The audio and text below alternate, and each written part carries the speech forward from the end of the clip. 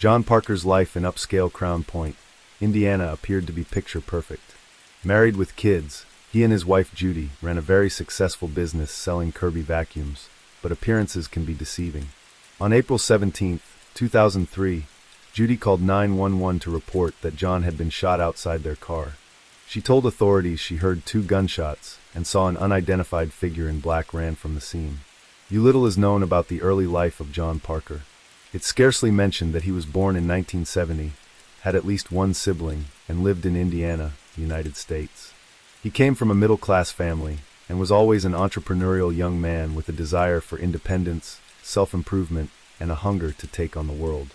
Therefore, it's not surprising that immediately after graduating from high school, he sought ways to earn money, and according to his brother, his first job was as a waiter's assistant in a restaurant, though he didn't last long there. For reasons unknown, John became angry at work and quit. However, this did not deter his ambitions, and sooner rather than later, he found a new job that not only allowed him more independence in his tasks, but also led him to discover his true calling, sales. John began working as a door-to-door salesman for Kirby vacuum cleaners. Initially, his family mocked him, but in a short time, John proved to everyone that he had found his direction in life. In fact, by the end of his first year, he was practically the company's #1 salesman in the area and announced he wouldn't settle for just that. Working long hours from 12 to 16 hours a day, he became not only a sales leader whose achievements were recognized at company meetings, but also a guide for other salespeople who found new ideas, inspiration, and a role model in him. It was during this time that he met 20-year-old Judy, a young girl who was born in October 1969 and lived in Texas in a low-income family of 3 children. She was very outgoing, and even though John was not looking to hire more salespeople at the time, Judy convinced him that she was the best in the sales field. Despite her young age, she was not a shy girl. In fact, she was a fully grown woman who, with her parents' consent, had married at 14 and was divorced with 2 children, Christina and Daniel Hicks, by the time she met John. John decided to give this determined applicant a chance and became her mentor in vacuum cleaner sales. Judy not only earned a place in the sales force led by John, but also won the heart of her boss. And sometime later, they embarked on a romantic relationship. John's life could not have been better. He had a well-earned reputation as an excellent salesman and trainer, and also had Judy's support in life and work. With these foundations, he decided to start his own business in Michigan, becoming a sales and service operator for Kirby vacuum cleaners. He also offered training sessions for salespeople, passing on his personal secret and the enthusiasm that had made him a star in the sector. His company was recognized as one of the top in the area, and John always highlighted that he had achieved this success thanks to Judy's support. In 1992, with his professional life resolved, the couple got married, and in the following years, they dedicated themselves to demonstrating what a good salesperson could achieve in life. The couple had 2 daughters, Tiffany and Erica, bringing the number of children in the family to 4. They moved residences several times, always to better locations, and the children began to enjoy the benefits earned through the hard work of John and Judy. Initially, he had no issues with his wife's children.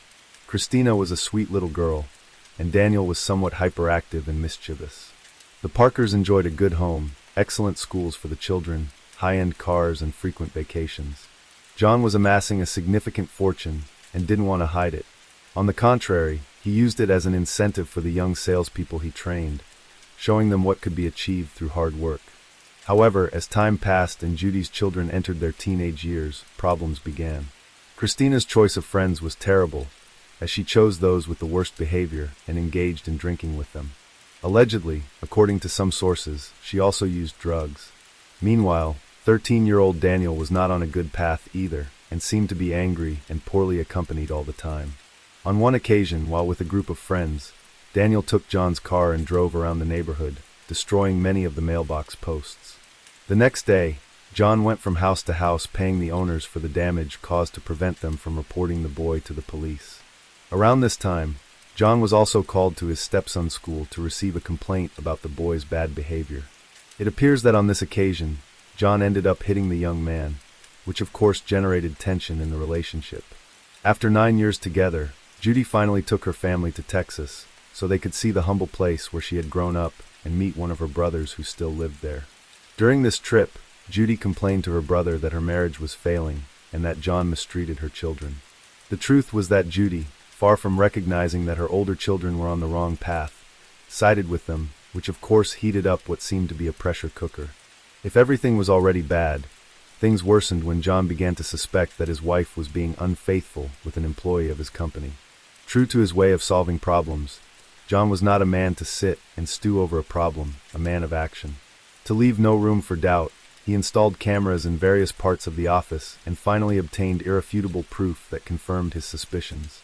At that moment, John's world collapsed and his previously cheerful and cordial behavior took a 180-degree turn. He began to drink, and under the influence of alcohol, he not only had terrible arguments with Judy, but also became rough towards his children. His daughter Tiffany received a beating with a belt when her teacher informed her father that she had not brought her homework to school. When the teacher saw the marks from the beating the next day, she called social services to report the incident. Before they arrived, John made it clear to the 4 kids that if they wanted to continue enjoying the luxurious life they had been living up to that moment, it was better to say nothing about the beating. Indeed, Tiffany blamed her stepbrother Daniel for what had happened, and he did not deny it. However, John's bad mood didn't only affect his family. His employees and even the company's clients suffered from the betrayed husband's outbursts of rage. Seeking to put distance between his wife and her lover, he decided to move the family to an exclusive area in Crown Point, Indiana. Despite still being in love with Judy and hoping that by removing her from temptation they could have a fresh start, things did not improve. While Judy began to improve her appearance by losing weight and changing her look, John let his beard grow, started smoking, his wardrobe was reduced to jeans, and he was constantly distracted. The business suffered as a result of his state, ending up almost bankrupt and having to sell his boat to stay afloat. Rumors circulated in the office that Judy was having an affair with Jeff, John's right-hand man. Though it was unclear if the rumors were true, they undoubtedly fueled more disagreements. At a certain point, Judy informed him that she had decided to divorce, but it wouldn't be that simple. John felt that he had given everything to his wife, pulled her out of poverty, accepted her children, showered her with luxuries, and above all, loved her to the point of idolatry. With that same passion turned into resentment, he began to cut off all his wife's sources of money. He made it clear that if she left, she would leave with nothing, and his secret weapon was the recording of her infidelity with the office employee. This was the scenario at the beginning of 2003, and of course, the tensions between the couple affected the children, whose behavior went from bad to worse. Even Tiffany spent the holidays grounded, because she and a friend had started a fire on school grounds. The end of the arguments came on Thursday, April 17, 2003, when John and Judy went out to dinner alone at a restaurant, possibly trying to find a solution to their situation, or maybe just trying to tone down the confrontation. After dinner, they called home to check on the kids and announced they would return shortly.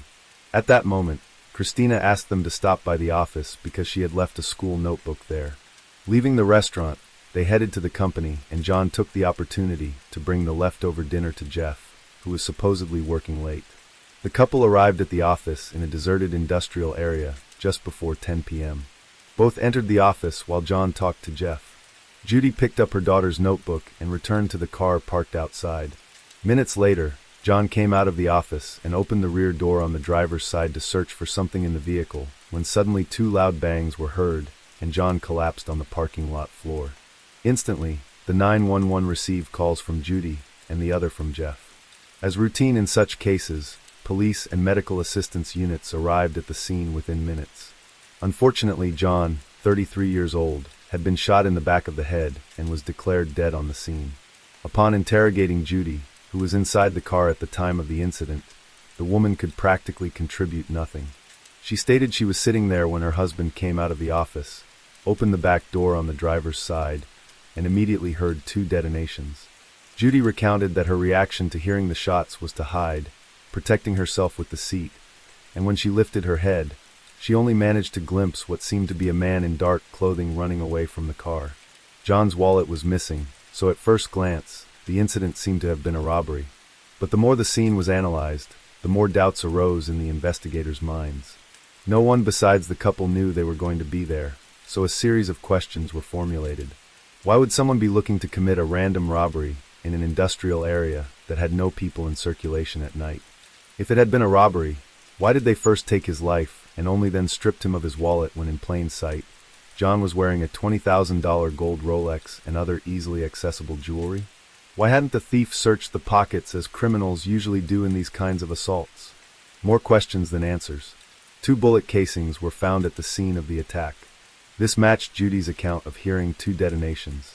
One of the shots ended John's life almost immediately, and as for the other, there was no official information. With their heads full of questions, the investigators began their work. And of course, the first person they took a statement from was Judy. She claimed that sometime before, her husband had had a heated argument with an employee of his company and identified the man. Beyond this, Judy could not provide anything more of interest beyond what she had said at the scene of the incident. Jeff was also not helpful. He was inside the office, and when he came out upon hearing the detonations, everything was already over. Meanwhile, the authorities contacted the Parker residence, and the call was answered by Christina, who was informed that her stepfather had passed away. With the robbery motive almost ruled out, detectives turned their focus towards John's circle, starting with the allegedly resentful employee. The man confirmed they had a significant argument, but said it had been amicably resolved. Moreover, he had an alibi that was investigated and verified. The investigation then expanded to nearly everyone close to the young businessman, business partners, past and current employees, competitors, and even John's friends and family. The only slightly suspicious finding was the interaction between the widow and the company's general manager, but there was no substantial evidence. Judy's demeanor during her husband's funeral was very intriguing. Comments mentioned Judy appearing cheerful and socializing with friends, in stark contrast to the expected mourning behavior. Her ex-husband, the father of her 2 children, was also noted to be comfortably reading a newspaper at the funeral. 4 days after John's murder, Daniel, 15, was brought in for questioning on suspicion of involvement. This suspicion was based on an incident 6 months prior, where police were alerted by gang members that Daniel had paid them to kill his stepfather, John. Although they said they never intended to follow through and had merely kept the money, the police deemed the story implausible, confiscating the money and filing a report without apparent further action. However, given John's eventual murder, investigators revisited Daniel's potential involvement. Under interrogation, Daniel confessed to paying individuals to harm John, intending not to kill, but to injure him, like breaking his legs. Despite detaining one of the youths Daniel allegedly negotiated with, he was released due to a solid alibi verified by the investigation. Daniel was released after 9 days due to lack of substantial evidence and his minor status. Later, it was revealed that John had issues with Judy's children, leading to more investigation into Daniel and bringing to light suspicions about Judy's daughter, Christina, 17. Christina denied everything when questioned, and like before, the alleged plan led nowhere. Given that both teenagers had shown a desire to eliminate John, investigators wondered where the money for these schemes was coming from, suspecting Judy as the only possible source. Further inquiries revealed that the relationship between the couple had significantly deteriorated prior to John's death, with at least one of Judy's affairs coming to light. However, sources indicated that John had no intention of leaving his wife and was seeking ways to salvage the relationship. The primary motive for Judy to target her husband appeared to be financial, with detectives discovering John had 2 life insurance policies totaling $1 million. Judy had attempted to claim this money after her husband's death, but the insurance company initially refused to pay, citing the ongoing investigation into his death. The payment was further complicated by John's father, who suspected Judy's involvement in his son's demise. Despite these leads, the case eventually stalled with only circumstantial evidence available. Life moved on, but significant changes occurred within the Parker family household. Judy was hardly ever home, apparently busy with her new partner, Jeff, John's trusted manager. In her absence, the older siblings took care of their younger half-sisters, Tiffany and Erica. Months later, Judy and Jeff decided to move out of state with John's younger daughters, while Daniel went to live with his biological father. Christina remained in the house, now pregnant and with a boyfriend. Though the investigation had hit a dead end, authorities kept the case open, regularly revisiting the files in hopes of finding something substantial. Their persistence paid off when, following a new lead, they interrogated some schoolmates of Christina and Daniel, who admitted to selling them a firearm. This information led detectives to investigate a piece of family-owned land used by Christina for shooting practice. Upon inspecting the area, investigators indeed found several bullet casings. These findings were analyzed in laboratories, and a significant clue was discovered. The bullet casings matched those from John's crime scene. In 2007, additional information emerged through a colleague, a narcotics officer who had been tracking Christina's ex-boyfriend, involved in a drug case and arrested. Seeking leniency in his case, the ex-boyfriend disclosed a conversation with Judy, in which she mentioned that it was her son Daniel who had fired the shot that ended John's life. Confronted with this information, 21-year-old Christina, linked to the weapon used in the crime, quickly began to talk. She admitted to purchasing the weapon and calling her parents on the night of the incident, asking them to stop by the office under the pretense of picking up forgotten homework. She confessed to being part of a plan to kill John, with her brother Daniel designated as the shooter. When 19-year-old Daniel was located and detained in Arizona, he was presented with the new ballistics evidence and his sister's account. He readily admitted to being the one who shot John, but claimed that Judy, their mother, was the mastermind behind the plot. Daniel disclosed that Judy had forged company checks to gather the necessary funds to hire hitmen to kill John. The amount stolen was reportedly $7,500. However, when the initial plan fell through because the hired individuals took the money without completing the job, Judy allegedly instructed them to purchase the weapon for her son to use instead. Furthermore, Daniel revealed it was Judy's idea to create the pretext for leaving the house that night by making the call about the homework. He stated he shot John once in the head, and the second shot was an accidental discharge while he was rifling through John's pocket for his wallet, following his mother's instructions. He was also told to return home without alerting his younger sisters, a task facilitated by Christina, who kept the girls occupied with television. The siblings claimed their mother had convinced them to commit the crime by alleging they were victims of abuse by John and promising them a better life with more money and freedom. It was also revealed that this was not Judy's first attempt to kill her husband. She had previously tried to poison his food, leading only to a brief hospitalization for John under the guise of food poisoning. By the end of 2007, Christina and Daniel were formally charged with murder and conspiracy. Christina pleaded not guilty to the conspiracy charge and was released on bail several months later in March 2008. Daniel, then 20 years old, pleaded guilty to a conspiracy charge to kill his stepfather and made a deal to admit his guilt and implicate his mother in the crime. In exchange for his cooperation, the prosecution agreed not to charge him with the more serious offense of murder, although he would still face a sentence of 20 to 25 years in prison. Daniel claimed that nearly a year before the incident, when he was 14, his mother and sister first asked him to help kill John. He detailed that his mother gave him and his sister money to buy a pistol, as well as providing him with black clothing, gloves, and a mask to wear on the day of the crime. She also instructed him on what to do to carry out the grim task, including taking a thorough shower upon returning home to eliminate any traces of gunpowder. Ultimately, Judy took responsibility for disposing of the weapon, the clothes worn during the crime, and her husband's wallet. Facing the inevitable in July 2009, 6 years after her husband's death, Judy surrendered to the authorities and agreed to plead guilty to conspiracy to commit murder, acknowledging her role in planning, executing, and covering up the crime. The prosecution requested that she be sentenced to life imprisonment with a minimum of 28 years and a maximum of 35 years. Judy, nearing 40, was sentenced to 33 years in prison in late August 2009. The following month, Daniel was sentenced to 23 years, and in early October, Christina, who eventually pleaded guilty to aiding a criminal, received a 5-year sentence. Press reports indicate that Daniel was released in 2017 after participating in a community transition court program and chose to live a low-profile life thereafter. Christina served 4 years of her sentence and was released in 2013, but tragically, she died from a drug overdose shortly after her release. This case is marked by greed. Despite Judy's difficult early life and later success, her insatiable desire for more led her to commit heinous crimes. Sadly, her actions not only destroyed a successful entrepreneur, but also profoundly impacted her 4 children, leading 2 to prison and leaving the younger ones without their father and mother.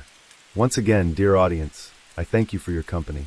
If you haven't subscribed yet, I warmly invite you to do so and become part of this great community. Story 1, and there are 2 parents who want this Christmas to go away. My little girl was crying, "Daddy, Daddy." Oh, and I woke up, the whole house was in smoke. 3 little angels burned alive, but this man, who was also their father, would take the blame. It was just 2 days before Christmas, a time when most homes were wrapped in lights and brimming with excitement.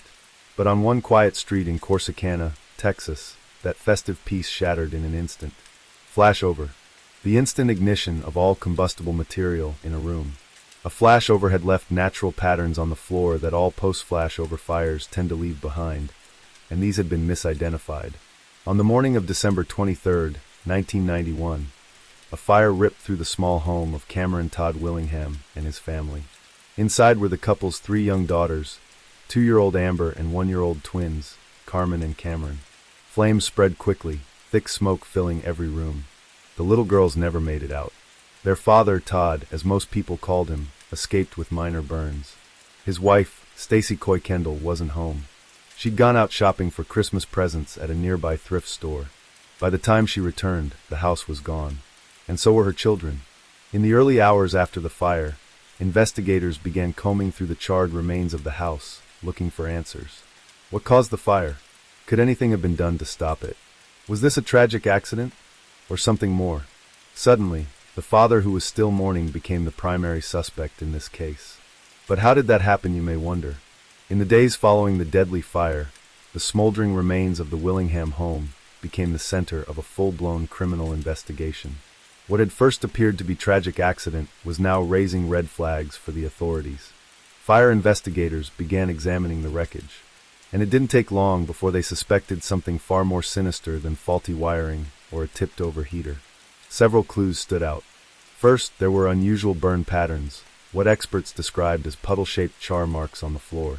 To the trained eye, these suggested that a liquid accelerant like gasoline may have been poured and ignited. There were also signs that the fire had started in more than one place, another classic indicator at the time of arson. And then there was the speed and intensity of the blaze. Investigators noted that the fire had burned fast and hot, far more aggressively than a typical accidental fire. That rapid spread only fueled the theory that something had been used to help it along. One detail in particular stood out, charring beneath the aluminum frame of the front door. This, too, was considered suspicious. An accelerant could have seeped into that space, burning from beneath. Forensics tested the area, and according to reports, it came back positive for traces of a flammable liquid. But while the physical evidence pointed to arson, something critical was missing. A motive. Todd Willingham's wife, Stacy, told investigators that the couple hadn't been fighting before the fire. There were no threats, no history of violence toward the children. In fact, she said their girls were loved and spoiled rotten. Whatever problems she and Todd may have had, she didn't believe he would hurt their daughters. "He was mean to me, but I always said, he may beat me, he may kill me, but he would never hurt the kids. And I always knew that, They were his kids. He never hurt the kids, For me it was a whole different story." Still, with 3 children dead and a forensic report pointing to a deliberately set fire, investigators pressed forward.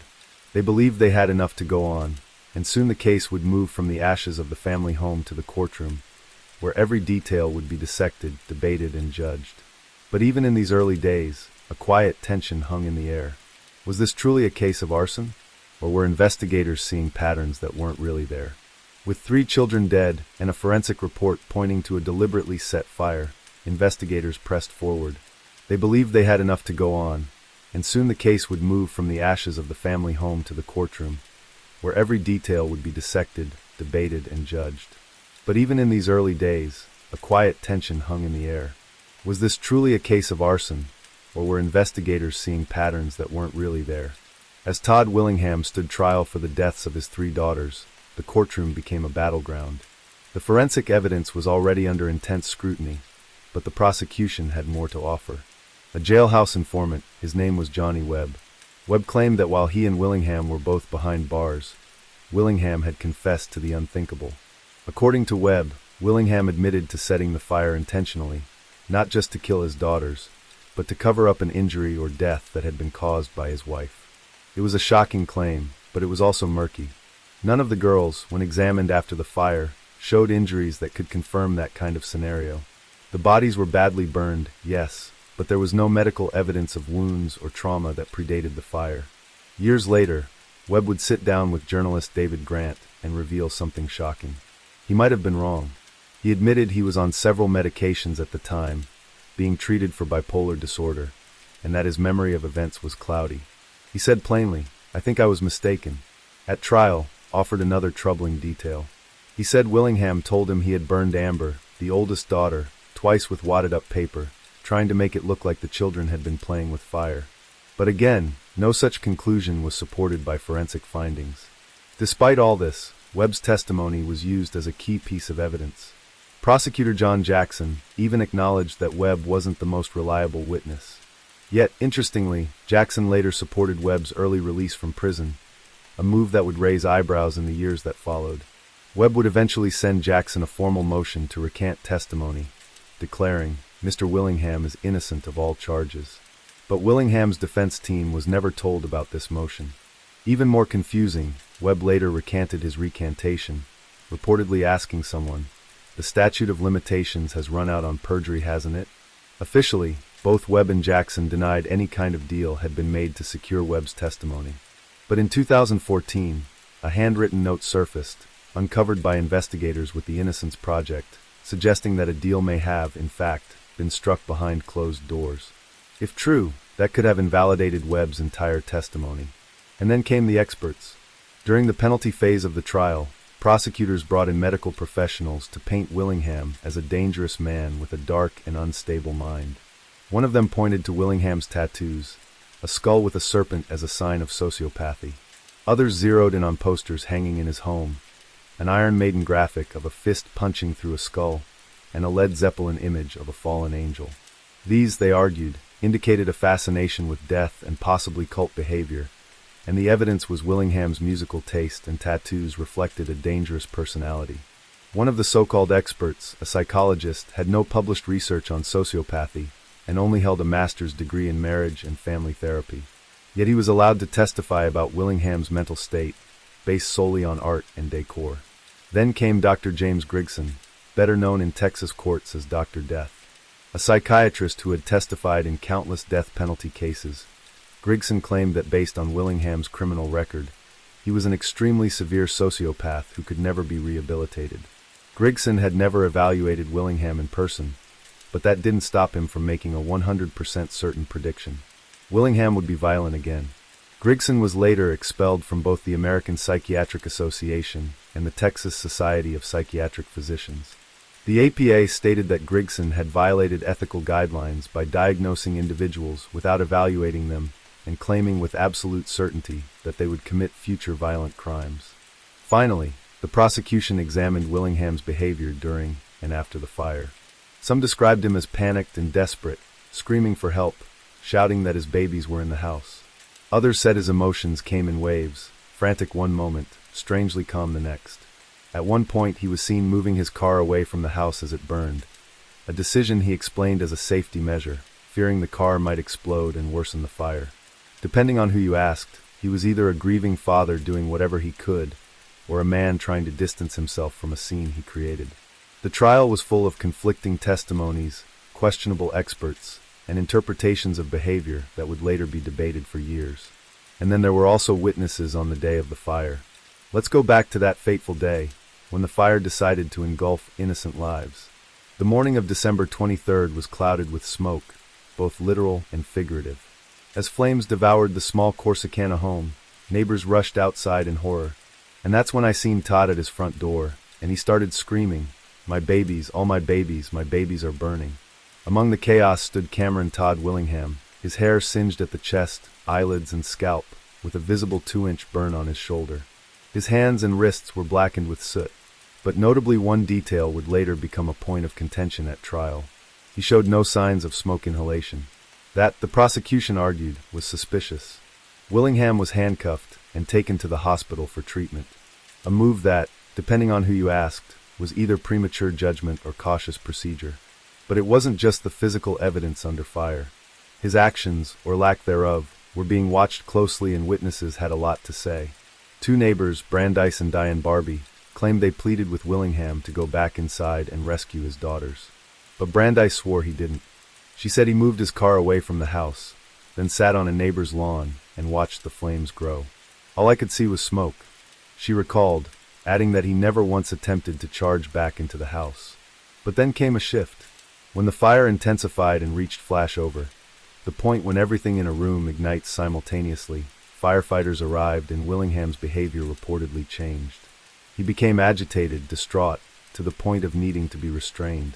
Some saw this as genuine grief finally breaking through. Others weren't so sure. In the days that followed, more strange moments unfolded. Willingham returned to the scene with family and friends. According to some neighbors, the group seemed unusually lighthearted, laughing and joking until the police showed up. Then, just like that, the mood turned somber. Was it discomfort? Guilt? Grief? No one could say for sure. One particular visit, with a firefighter, raised more eyebrows. Willingham had gone back to look for personal belongings in the wreckage. A request not unheard of, but what stood out was what he was looking for. A dart set. When he couldn't find it, he was visibly upset. Later, at a local bar where a fundraiser was being held for the family, Willingham reportedly ordered a replacement, casually commenting that money's not a problem now. It was a moment some would later point to as cold, detached, even opportunistic. And then came the question everyone feared to ask. Why? The prosecution offered a dark and disturbing theory. They argued Willingham wanted to rid himself of the responsibility of fatherhood, that the children were unwanted, that he'd tried on 2 separate occasions to cause miscarriages by kicking his wife during her pregnancies. It was a devastating claim, but it wasn't black and white. Investigative journalist David Grand later found evidence that Willingham had indeed hit his wife in the past, even during pregnancy, but there were no police reports, hospital records, or official documentation to support the claim that he had ever tried to kill the children. And most significantly, Stacy Kuykendall, the children's mother, repeatedly stated during the trial and under interrogation that her husband had never physically harmed the kids. Still, the prosecution pressed forward. They argued that Willingham was a habitual abuser, not just to his wife, but to animals, that he lacked empathy, that he fit the mold of a sociopath. But outside the courtroom, a different image of Willingham emerged. Polly Gooden, his former probation officer, remembered him fondly, insisting he never displayed bizarre or violent behavior. Phoebe Bridges, a judge who had once sentenced him to jail for theft, said she couldn't imagine him killing his daughters. As conflicting portraits of Willingham surfaced, from a violent sociopath to a flawed but loving father, the story grew increasingly blurred. The evidence was messy, the witnesses were divided, the motives were murky, and yet the clock was ticking. Cameron Todd Willingham had already been sentenced to death. The fire, the trial, the testimony, everything was now locked in a battle between facts and interpretation. But what if the fire science was wrong? That question would soon ignite a whole new chapter. By January 8, 1992, just 2 weeks after the deadly blaze, Cameron Todd Willingham had been formally charged with murder. The stakes were as high as they could get.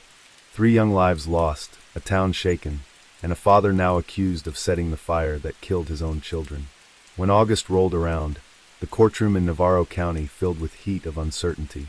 But the prosecution came in ready to deliver a story of premeditated, cold-blooded murder. They offered Willingham a life sentence in exchange for a guilty plea, a deal that could have saved him from death row, but he refused.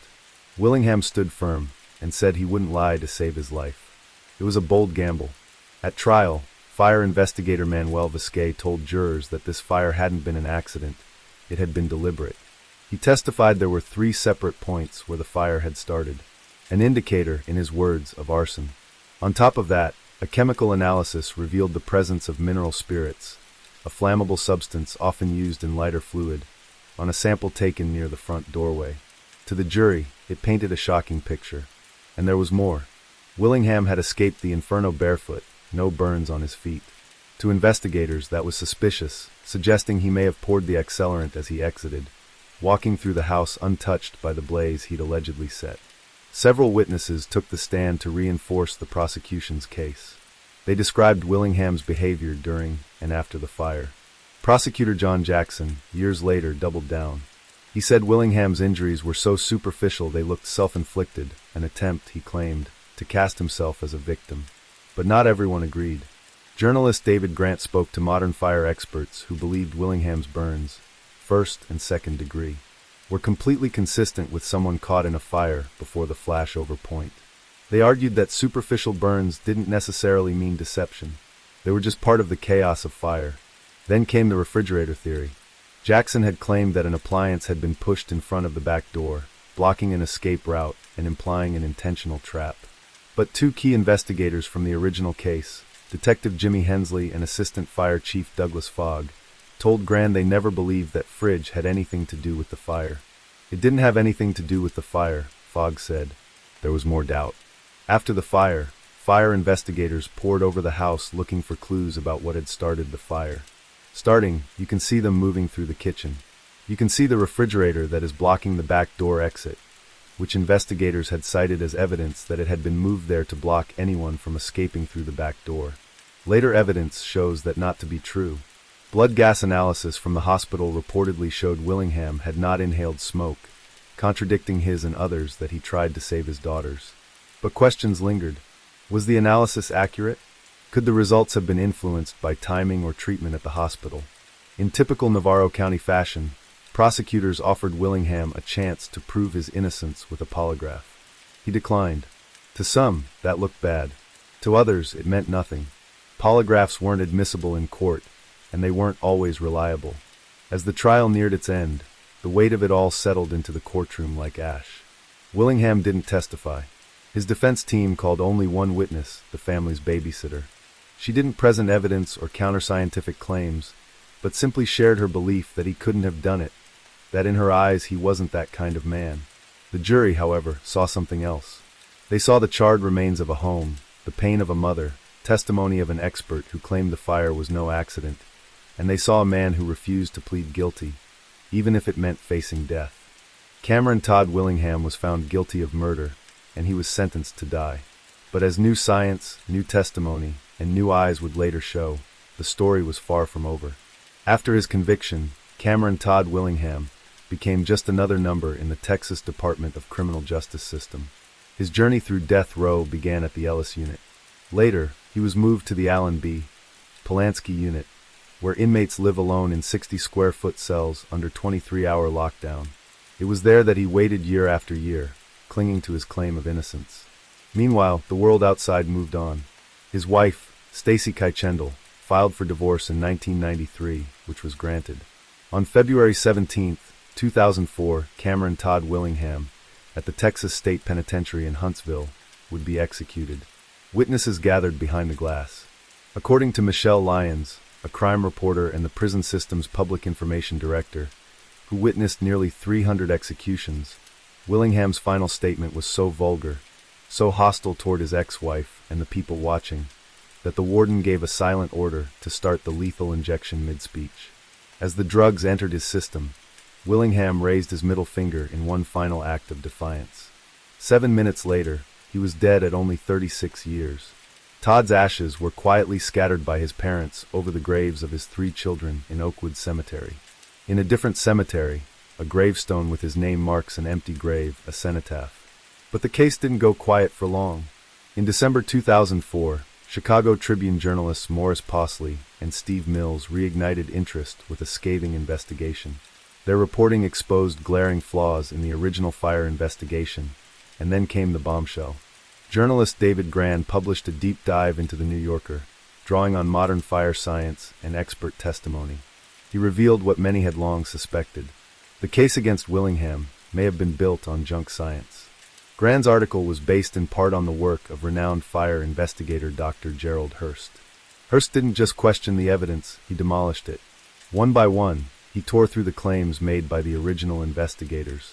The 3 points of origin flash over: not arson, cracked windows, burned patterns, and melted flooring, all consistent with a standard house fire, not a deliberate act. The only place where any accelerant was confirmed, the front porch, and Hurst noted that a charcoal grill had been there. In all likelihood, the lighter fluid had leaked during the fire or been spread by firefighting water. 20 signs of arson listed by the state's expert were, according to Hurst, completely wrong. His conclusion: there was no evidence of arson. Just a tragic accident misunderstood by outdated science. His report was sent to the Texas Board of Pardons and Paroles. A copy landed on Governor Rick Perry's desk, who had his own share of opinions about Todd's punishment. I think we have a good process in place. Do you believe that the Willingham investigation is proving that we have a good process in place as this played out so far? Yes, sir. You do? Yes, sir. It's been in front of 9 courts. It's been in front of the Supreme Court 4 times.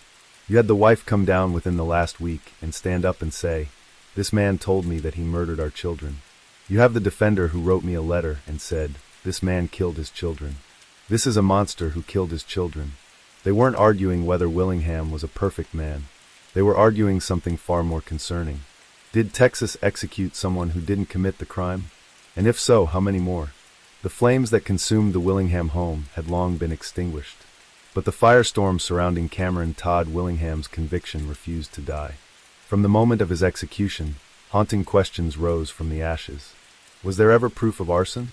Had the science failed him? Had the state of Texas executed an innocent man? In 2004, fire expert Dr. Gerald Hurst reviewed the original case materials, the trial transcripts, the forensic reports, and even a videotape of the fire's aftermath. His verdict was clear. There's nothing to suggest to any reasonable arson investigator that this was an arson fire. It was just a fire. 5 years later, in 2009, the state of Texas reluctantly opened a re-examination of the case. At the center of this new investigation stood Dr. Craig Baylor, hired by the Texas Forensic Science Commission. His conclusion? Devastating. Baylor found that a finding of arson could not be sustained. He called the trial testimony of the original fire more characteristic of mystics or psychics than of modern science. But the backlash came swiftly. The prosecutor, John Jackson, and officials from the city of Corsicana fired back with formal responses branding Baylor's findings as flawed. Jackson dug up a chilling piece of testimony that Willingham had whispered to his deceased daughter at her funeral. "You're not the one who was supposed to die." To Jackson it was a smoking gun. But journalist David Gran disagreed. If the fire was an accident, Gran argued, that sentence didn't scream guilt. It screamed torment. And Willingham had plenty to torment him. In fact, over the years, 9 of the nation's leading fire scientists reviewed the case. One after another, they came to the same conclusion. The arson determination was based on outdated myths and disproven fire behavior theories. The only thing propping up the conviction? The testimony of a jailhouse informant, a man who later recanted not once, but twice. That wasn't the only controversy. Just 2 days before the Forensic Science Commission was set to discuss Baylor's report in October 2009, Governor Rick Perry replaced the commission's chair and 2 other members. The new chair, John Bradley, immediately canceled the meeting. Critics slammed Perry for interference, accusing him of shutting down a report that might expose a wrongful execution on his watch. Then came Stacy Quickenedle, Willingham's ex-wife. In the years following the fire, her story shifted. In 2004, she denied Willingham had ever confessed. By 2009, she told a newspaper that during a final prison visit, he admitted to setting the fire after an argument. Yet that claim contradicted years of previous statements, including interviews, depositions, and public appearances. Even the prosecutor Jackson admitted, "It's hard for me to make heads or tails of anything she said or didn't say." Still, a year later, Stacy delivered her final judgment to the public. Todd murdered Amber, Carmen, and Cameron. He burnt them. He admitted he burnt them to me, and he was convicted for his crime. That is the closest to justice that my daughters will ever get. But not everyone agreed. The same year, a panel of the Texas Forensic Science Commission confirmed what the experts had long shouted. Flawed science had been used to convict Willingham. Yet the panel also found that the original investigators weren't guilty of misconduct, just inconsistent information.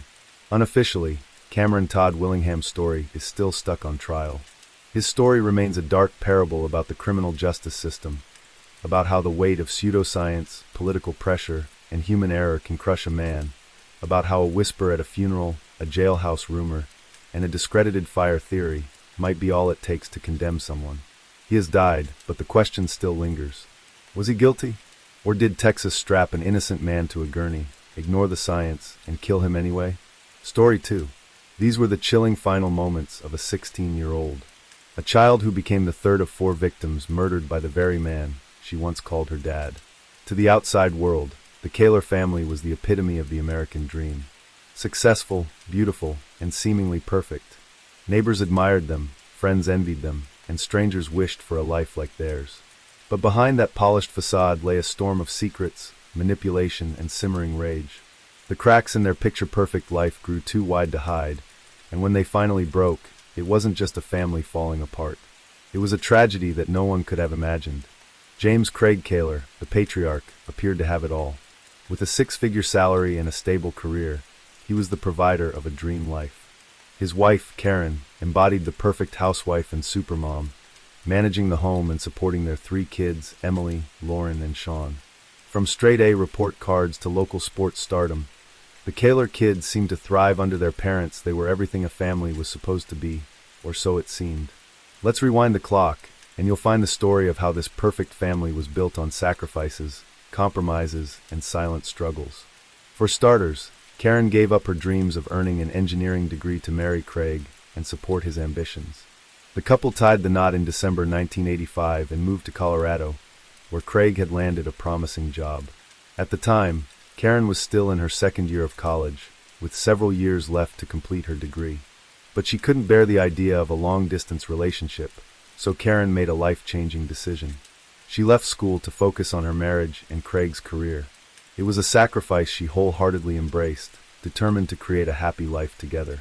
Their first major milestone came on April 8, 1991, when Karen gave birth to their eldest daughter, Emily. Life seemed picture-perfect. Craig's career continued to flourish while Karen took on the role of a stay-at-home mom.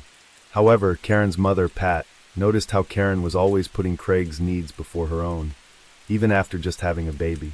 It seemed off, like Karen wasn't living for herself anymore. In 1992, Craig's career brought another change, a lucrative job opportunity in Greenville, Texas. The family relocated, and in May 1993, they welcomed their second daughter, Lauren. By all appearances, the Kalers had it all: Craig's professional success, Karen's dedication to her family, and two bright, thriving daughters. Emily was the firstborn, and she was a smart kid, a pleaser, wanted to do good, kind of like her mom, creative and smart. Emily played the drum set and sang, and Lauren played the bass and sang. Yet beneath the surface, tensions quietly simmered. One of those tensions arose from a disagreement over having more children. Karen felt their family was complete with two kids, but Craig wanted another. In a strikingly unorthodox move, the couple created a written agreement. Karen consented to having one more child, on the condition that she could undergo a procedure to prevent any further pregnancies afterward. Craig agreed, and in March 1999 their son, Sean, was born. To honor their agreement, Craig later underwent a vasectomy, ensuring no more surprises in their growing family. By this point, life seemed to stabilize. Craig's next job opportunity led them to Weatherford, Texas, a quiet suburb near Dallas, where his career continued to ascend. Once again, Karen adapted, immersing herself in her new community. She joined a local moms group and eventually became its president, building a strong network of friends and resources. She also made sure her kids stayed active and involved. Emily excelled in school and music, Lauren thrived in sports and band, and Sean became a rising baseball star. From the outside, it looked like the perfect life. But Craig's obsession with perfection left little room for anything less than flawless. He held everyone to incredibly high standards, including his own family. His daughter Lauren, who struggled with ADD and didn't get straight A's like Emily, became a target for his criticism. To Craig, Lauren wasn't good enough, and he didn't hesitate to ridicule her for it. And Craig's need for control didn't stop at his family. People began to see him as uptight, rude, and almost arrogant. His obsession with appearances made him difficult to work with. He had little respect for women in leadership roles, even telling others that they didn't belong in those positions. He also gained a reputation for being cheap, borrowing tools for home projects instead of buying them, tagging along to strip clubs with coworkers, and asking them to buy him dances. Despite earning a solid $180,000 a year, Craig kept a tight grip on the family's finances. Karen had a strict weekly allowance, and every time she went shopping, she had to save the receipts. Craig would scrutinize each one when he got home, blowing up in anger if he thought something was unnecessary or too expensive. But it wasn't just about money. Craig's control extended to every aspect of their life, even their sex life. Every night at 8:30 p.m., Karen had to be in bed for their routine. If she took a phone call after 8 p.m., she would whisper to her friends, apologizing and saying she had to go because Craig required her to be in the bedroom at a specific time. If she didn't do what he wanted bedtime at 9, she would, quote, pay for it. It became such a routine that their kids even knew not to disturb them after 8.30. Even when Karen was sick, she had to comply with Craig's demands. Refusing him was dangerous, his anger would often turn violent, and Karen knew it was easier to just give in. Now things haven't always been this way. When they first got together, Karen's life wasn't controlled so strictly, but as time went on, Craig's demands grew more extreme. He even suggested bringing a third person, specifically a woman, into their relationship just to watch Karen and her together. Karen wasn't comfortable with this at all, but she found it difficult to say no. Desperate for some space and something of her own, Karen secretly joined a gym. She'd always enjoyed working out, and it was a way to regain some control over her life. Craig, ever controlling, refused to pay for the membership, so Karen worked odd jobs like baking cakes to fund it herself. By January 2006, she had saved enough to join Powerhouse Gym, and she quickly became a regular. Eventually, she even took on a part-time job as a personal trainer. Surprisingly, Craig didn't mind her working at the gym, but he set one condition. She had to be home by the time the kids returned from school, and just like always, Karen excelled at whatever she did. She quickly made friends at the gym, and soon developed a habit of complaining about Craig at work. She'd talk about how angry he always was, how nothing she did ever seemed good enough, and how they were constantly fighting. Their fights were so intense that sometimes one of the kids would have to intervene just to break it up. On a bad day, things would get physical, and Karen would end up with bruises to prove it. Everyone at the gym knew about her unhappiness, and how she wanted out of the relationship, but Craig's control over her was suffocating. She was nearing her breaking point, and things only seemed to get worse when she met a personal trainer named Sunny. Sunny was calm and understanding, and she helped Karen open up about the darkest parts of her relationship, things she couldn't share with anyone else. Over time, Sunny and Karen became more than friends. The two grew romantically and sexually intimate. There's some speculation about how this happened. Some believe that Craig encouraged it after he had previously asked Karen to bring a third person into their relationship, while others think Karen and Sunny had already started an affair before Craig even knew about it. Regardless of how it began, their relationship evolved into a threesome. Craig even sent Sunny flirty texts, bought flowers for both women, and encouraged them to take weekend getaways. However, later on, he denied pushing the two together. While Karen and Sunny's relationship was out in the open, Craig told a different story. He claimed that Karen was ruining their marriage, and the biggest issue was that his carefully curated image of the perfect family was crumbling. In 2008, Craig saw an opportunity to regain control. He was offered a job in Columbia, Missouri that paid more than his current position, and it would separate Karen from Sunny. He accepted the job offer immediately. Karen, however, was devastated. She didn't want to leave Sunny, but also had roots in Weatherford. Her kids were involved in school activities, the girls were in a band, Sean was playing baseball, and Karen had deep ties to local volunteer groups. Still, as always, Craig's wishes prevailed. He moved to Columbia a few months before Karen, leaving her to wrap things up at home. During this time, Karen and Sunny decided to stay together long distance, though Craig had no idea. He thought it was just a temporary fling, and once he separated them, Karen would return to the obedient wife he expected her to be. When Karen eventually moved to Columbia with the kids, Craig believed everything was back to normal. He even allowed her to enroll in the University of Missouri for a health science degree and continue working as a fitness instructor. However, after her time with Sunny, had experienced a taste of freedom. She wasn't satisfied with just being allowed to go to school or work. She didn't want a life where Craig felt entitled to control her every move. Once Craig realized he was losing control over his wife, Karen, he began to tighten his grip even harder. He started obsessively monitoring her every move, who she talked to, what was in her emails, where she went, and it quickly spiraled into a complete invasion of her privacy. This toxic obsession reached its breaking point in December 2008 during an old friend's New Year's Eve party in Weatherford. Neither Craig nor Karen expected Sunny to be at the party, but when they walked in, there she was, the last person Craig ever wanted to see. To make matters worse, Karen was openly flirty with Sunny. They were laughing, hugging, drinking from the same glass with 2 straws, and even getting cozy in front of everyone. At this point was furious. His jealousy and rage took over, especially because the relationship between Karen and Sunny was now completely public. In Craig's mind, it was a complete slap in the face, and the disrespect was unbearable. The anger exploded at the party, with Craig screaming at Karen and Karen screaming back. It wasn't just a private argument. It was a spectacle. Their fight became so intense that Craig, humiliated and furious, declared to the entire party that Karen was having an affair. In retaliation, Karen kissed Sonny, right in front of everyone. The host, understandably uncomfortable, asked them to leave, but the drama didn't end there. The fight continued outside on the front lawn, and it soon turned physical. Craig, consumed by his anger, shoved Karen, causing her to fall and hit her head on the ground. By the morning, both of them were reeling from the fallout. Karen, despite the chaos, began to have second thoughts about the way she was pushing Craig.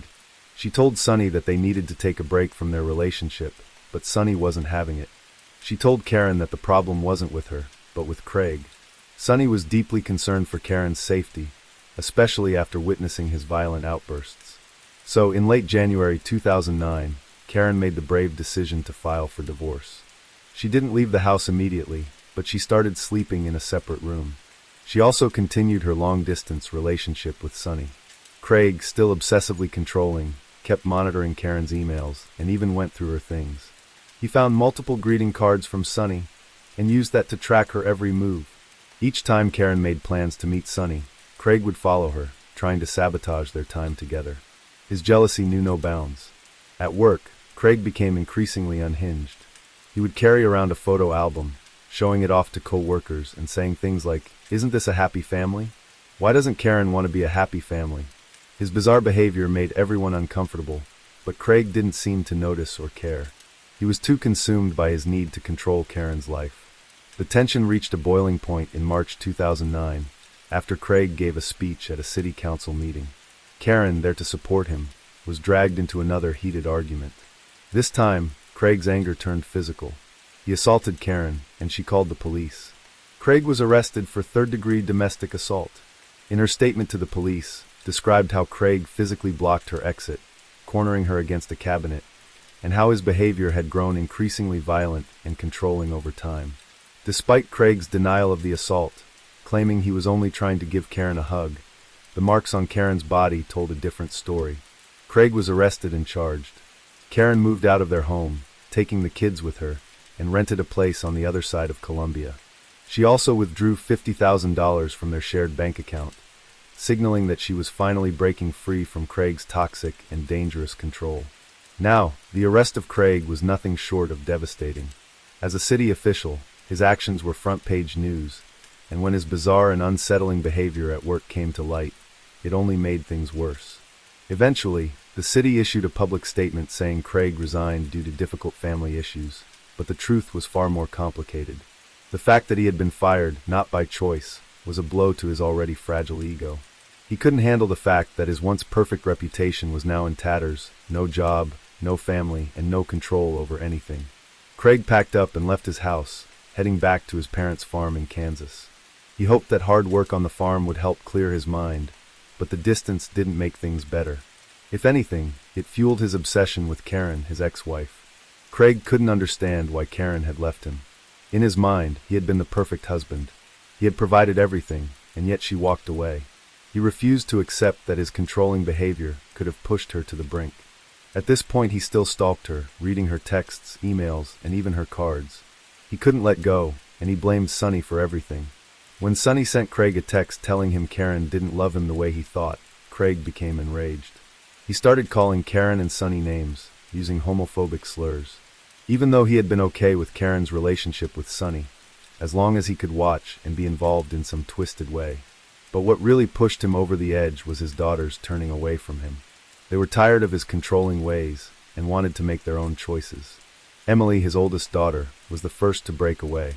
She picked a college he didn't approve of, showing she wasn't going to live by his rules anymore.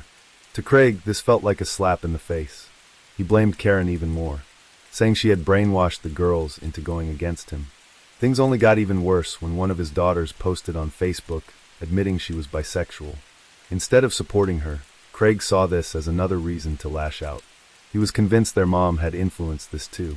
Interestingly, he started building a massive case against Karen, collecting over 3,500 pages of so-called evidence for his divorce attorney. This included screenshots of Karen and Sonny's private messages. and notes about every time Karen visited Sonny. He even claimed that the two women had sex in front of the kids, but he never showed any proof of this. Craig's behavior became even more bizarre and disturbing. He told his friends about wanting to kill Sonny, but no one took him seriously. It's a common theme in these cases. People ignore the red flags until it's too late. It's also important to note that despite his rage toward Karen and Sonny, Craig was also sleeping with multiple women. His behavior was all over the place. But when it came to his son, Sean, things seemed a bit different. According to Craig, Sean was the one person who hadn't completely turned his back on him. Craig made an effort to spend time with his son, taking him hunting and fishing, trying to stay involved in his life. While he may have been a terrible husband to Karen and a distant, controlling father to his daughters by all accounts, he was still trying to be a decent dad to Sean. It was as if Sean was the last shred of hope for Craig, the one connection that hadn't been completely destroyed. Fast forward to Thanksgiving 2009. While Sean was with Craig, Karen was still trying to keep her family close. She wanted all of her children and her girlfriend, Sonny, to visit her grandmother, Dorothy, during the holiday. So the day after Thanksgiving, Karen went to pick up Sean from Craig's house and take him to Dorothy's. Dorothy, who was 89 years old, lived in a quiet farmhouse in Burlingame, Kansas, a tiny town with less than 1,000 residents. But on Saturday, November 29, 2009, a deputy was wrapping up some paperwork when a call came in about a suspicious vehicle in Burlingame. It was just after 6 p.m. when a neighbor reported that a small truck had been speeding through the area. They watched as the driver pulled up, got out of the truck, and started walking down the road. A few moments later, the man came back carrying a large object they couldn't identify. Fearing that it may have been a robbery, the neighbors grabbed a flashlight and went outside to confront him. But before they could get close, the man placed the object in the back seat of the truck, climbed in, and sped off. The neighbors quickly called the sheriff's office, and the deputies set out to investigate. But just minutes later, another call came in, one that would lead to a much darker discovery. The deputies immediately knew this was serious, but nothing could have prepared them for what they would find when they arrived. As they entered Dorothy's home, the first person they found was Dorothy herself. She was bleeding heavily on the kitchen floor. Having been shot several times, she was still alive, but barely. They rushed to the next room, where Karen was found in the dining area. She had been shot twice and was already dead. In the lounge, they discovered 18-year-old Emily, lying behind the couch. She too had been shot twice. The second shot likely paralyzed her instantly, and she had died. Then, the deputy heard a faint voice calling for help from upstairs. It was Lauren. 16-year-old Lauren was still alive, but her injuries were severe. Like Dorothy, she had been shot multiple times and was barely holding on. As she was taken away, Lauren whispered the name Craig. When asked who that was, she weakly replied, and it didn't take long before Lauren, too, succumbed to her injuries and died. Dorothy, who had been fighting for her life with everything she had, followed soon after. That left us with the only surviving member of the family, Sean, an unwilling witness to this senseless bloodshed. According to his account, he and Karen had been sitting together, cleaning some old coins when the nightmare began. Without warning, Craig burst through the back door, rifle in hand, and opened fire on Karen. In the chaos, Sean ran for his life, desperate to escape. He scrambled for Karen's phone to call for help, but before he could, more gunshots echoed through the house. Terrified, he knew he had to get out, and so he fled, running for the neighbor next door. Understandably, a search warrant was issued immediately for Craig, and it didn't take long for the authorities to locate his car, abandoned in the middle of nowhere, eerily out of place. Inside, the officers found a chilling scene. A stash of more ammunition, unopened bottles of anxiety medication, and a backpack packed with the essentials such as soap, toilet paper, and canned food, as if he had been preparing for something. But Craig himself was nowhere to be found. Hours later, though, he was spotted wandering aimlessly down a deserted road, disheveled and looking lost. When he saw the officers approach, he didn't try to run. Instead, he muttered. Craig's defense team argued that his mental health issues, including depression and multiple personality disorders, pushed him to the brink. They claimed he had snapped, unable to control his actions. However, the prosecution painted a much darker picture, one of a man whose actions were chillingly premeditated. To back up their claims, they presented a crucial piece of evidence. Craig's expert psychiatrist testified that while he did suffer from depression, he still had the clear ability to plan the murders. The fact that he spared Sean's life was a key detail, demonstrating that his actions were calculated, not impulsive. 2 years after the murders, the final trial began. Sean, now 12, showed extraordinary bravery as he took the stand to recount the horrifying events. With striking clarity, he described the moment he witnessed his father shoot his mother, and the chaos that followed. His testimony left no doubt. Craig's actions weren't a spur-of-the-moment lapse in judgment, but the culmination of months of simmering rage and calculated intent. Sonny also took the stand, shedding light on the abusive relationship between Karen and Craig. She recounted her attempts to protect Karen from Craig's volatile behavior, revealing that he initially appeared unfazed when she and Karen began their relationship.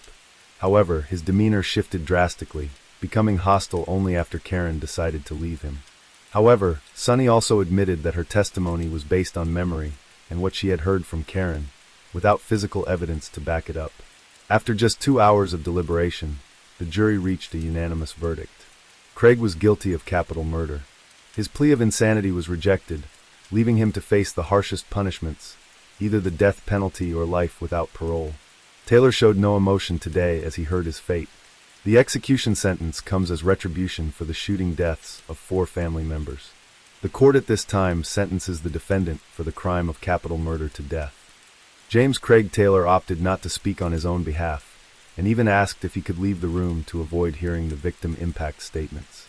Chief Judge Philip Frum ordered him to stay. "I loved Grandma White, Karen, Emily, and Lauren very much. I will miss them until the end of my days." For many in the courtroom, justice had been served, but for Sean, the outcome was far from a relief. Sean, now 12 years old, had already endured unimaginable loss. He stood in court, his voice steady yet filled with emotion, and said, "I do not want my dad to receive the death penalty because it would be hard on my grandparents. I do not want my whole family gone." These words, spoken by a child who had witnessed so much pain, left many stunned. Despite Craig's horrific actions, Sean still saw him as a father, a man who, in his eyes, had been kind and loving to him. Craig, on the other hand, showed no regret for the lives he had taken. After his sentencing, he began writing letters to various people, including the lead prosecutor. These weren't apologies. Instead, Craig claimed he felt relieved by what he had done, insisting that he had freed Sean from what he called a toxic environment. Craig's legal team quickly filed an appeal to the Kansas Supreme Court. They argued that the jury had been biased and claimed that his mental health issues hadn't been properly considered during the trial. But the court disagreed. One judge stated that Kansas law doesn't exonerate someone just because they're mentally ill, and another pointed out that Craig's mental health had been considered during sentencing. It just didn't excuse what he had done. In the end, Craig's appeal was denied. His options for further legal action grew slim, leaving him to face the consequences of his choices. As of now, he remains on death row, a stark reminder of the heinous crimes he committed. Justice may have been served, but it's hard to say if that truly balances the scale for the lives lost. We can only hope he spends his remaining days haunted by his actions, paying for the devastation he caused. As for Sean, his story is one of incredible resilience. Despite the trauma and struggles he endured, he managed to rise above it all. He graduated high school and now works in Kansas, a living testament to strength and perseverance in the face of unimaginable tragedy. His journey inspires hope, proving that even in the darkest times, there's a way forward. Story 3. This family seemed like a real-life version of the American dream. But just like many stories we've shared before, looks can be deceiving. It all began like a normal night. A quiet home, a mother tucking her daughter into bed, and nothing out of the ordinary, at least on the surface. But by morning, that same home would become a crime scene. The woman and her 7-year-old daughter, both found brutally murdered. And by brutally, we mean this wasn't a robbery gone wrong. This was rage, evil intent. There were no signs of forced entry, no screams heard in the night, just silence and blood. The city of Palmerston North, small, safe, the kind of place where doors are left unlocked, was shaken to its core. Who could have done this? And why target an innocent family? Pretty soon, suspicions started to swirl. A late-night trip, a shirt with a strange stain, a computer turned off at a very specific time. And suddenly, the story everyone thought they knew started to twist. Because in this case, the monster might have been closer than anyone imagined. This is the story of the Lundy murders, and it's going to stay with you. Before everything fell apart, they were just your average family.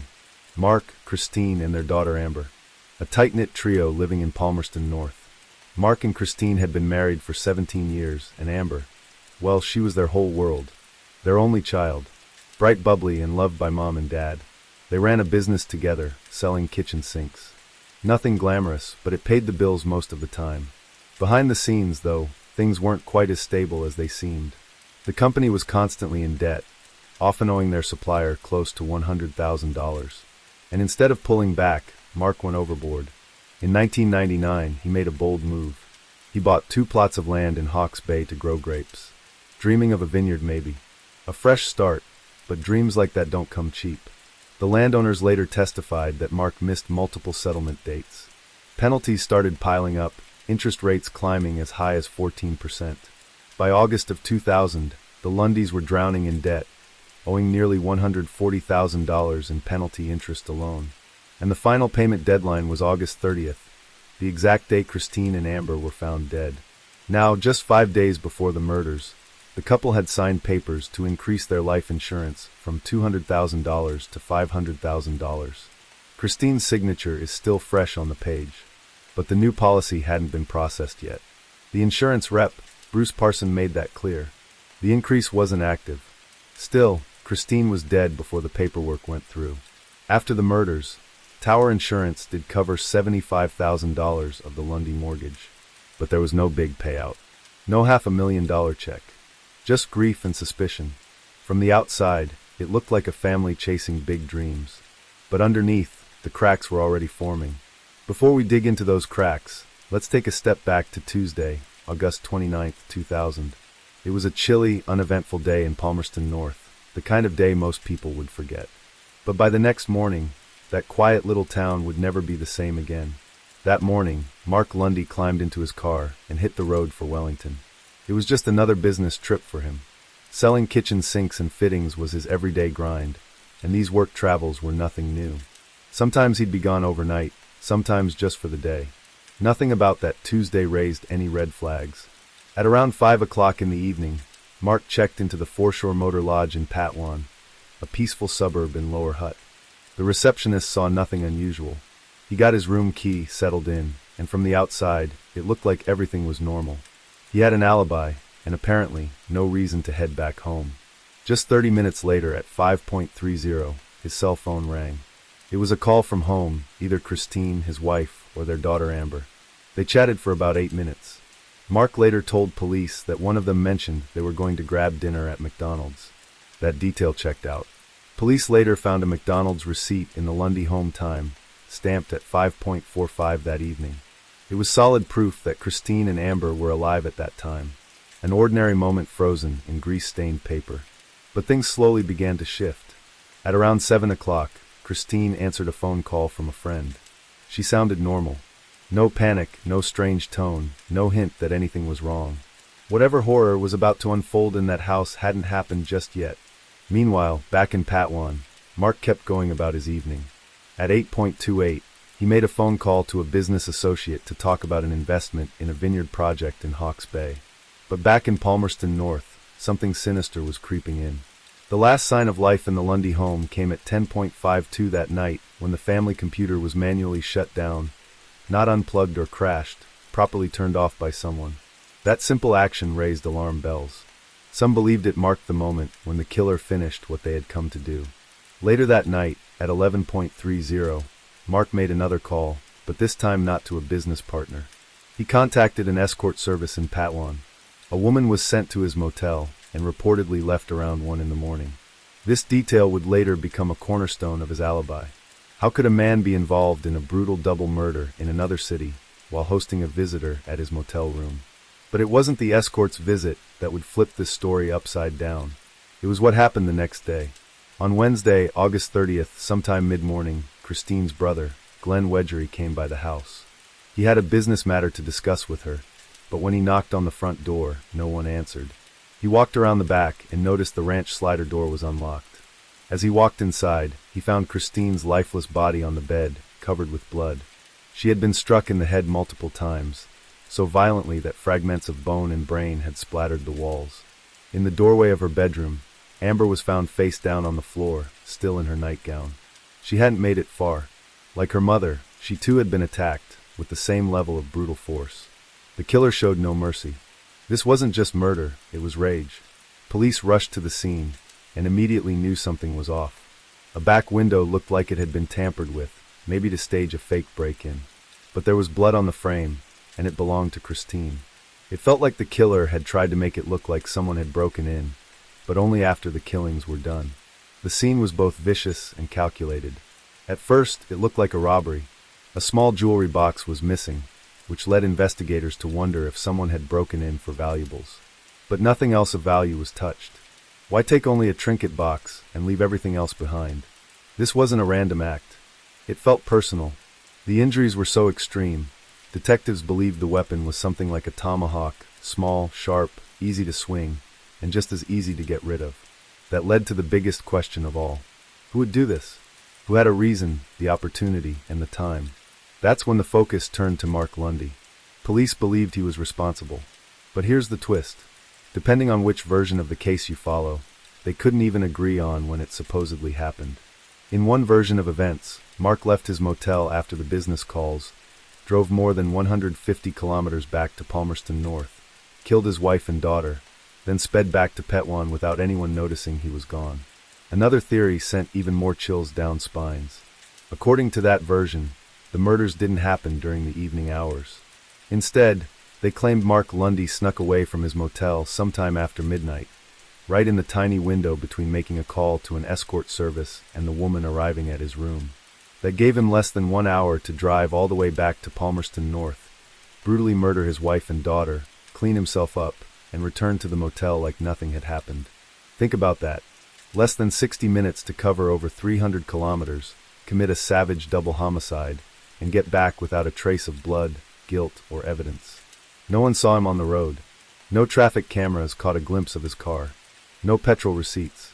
No roadside witnesses. No motel staff noticed him leave. And yet somehow police believed he had made that drive, not just once, but twice, all in a single night, a disappearing act worthy of fiction, except it was being treated as fact.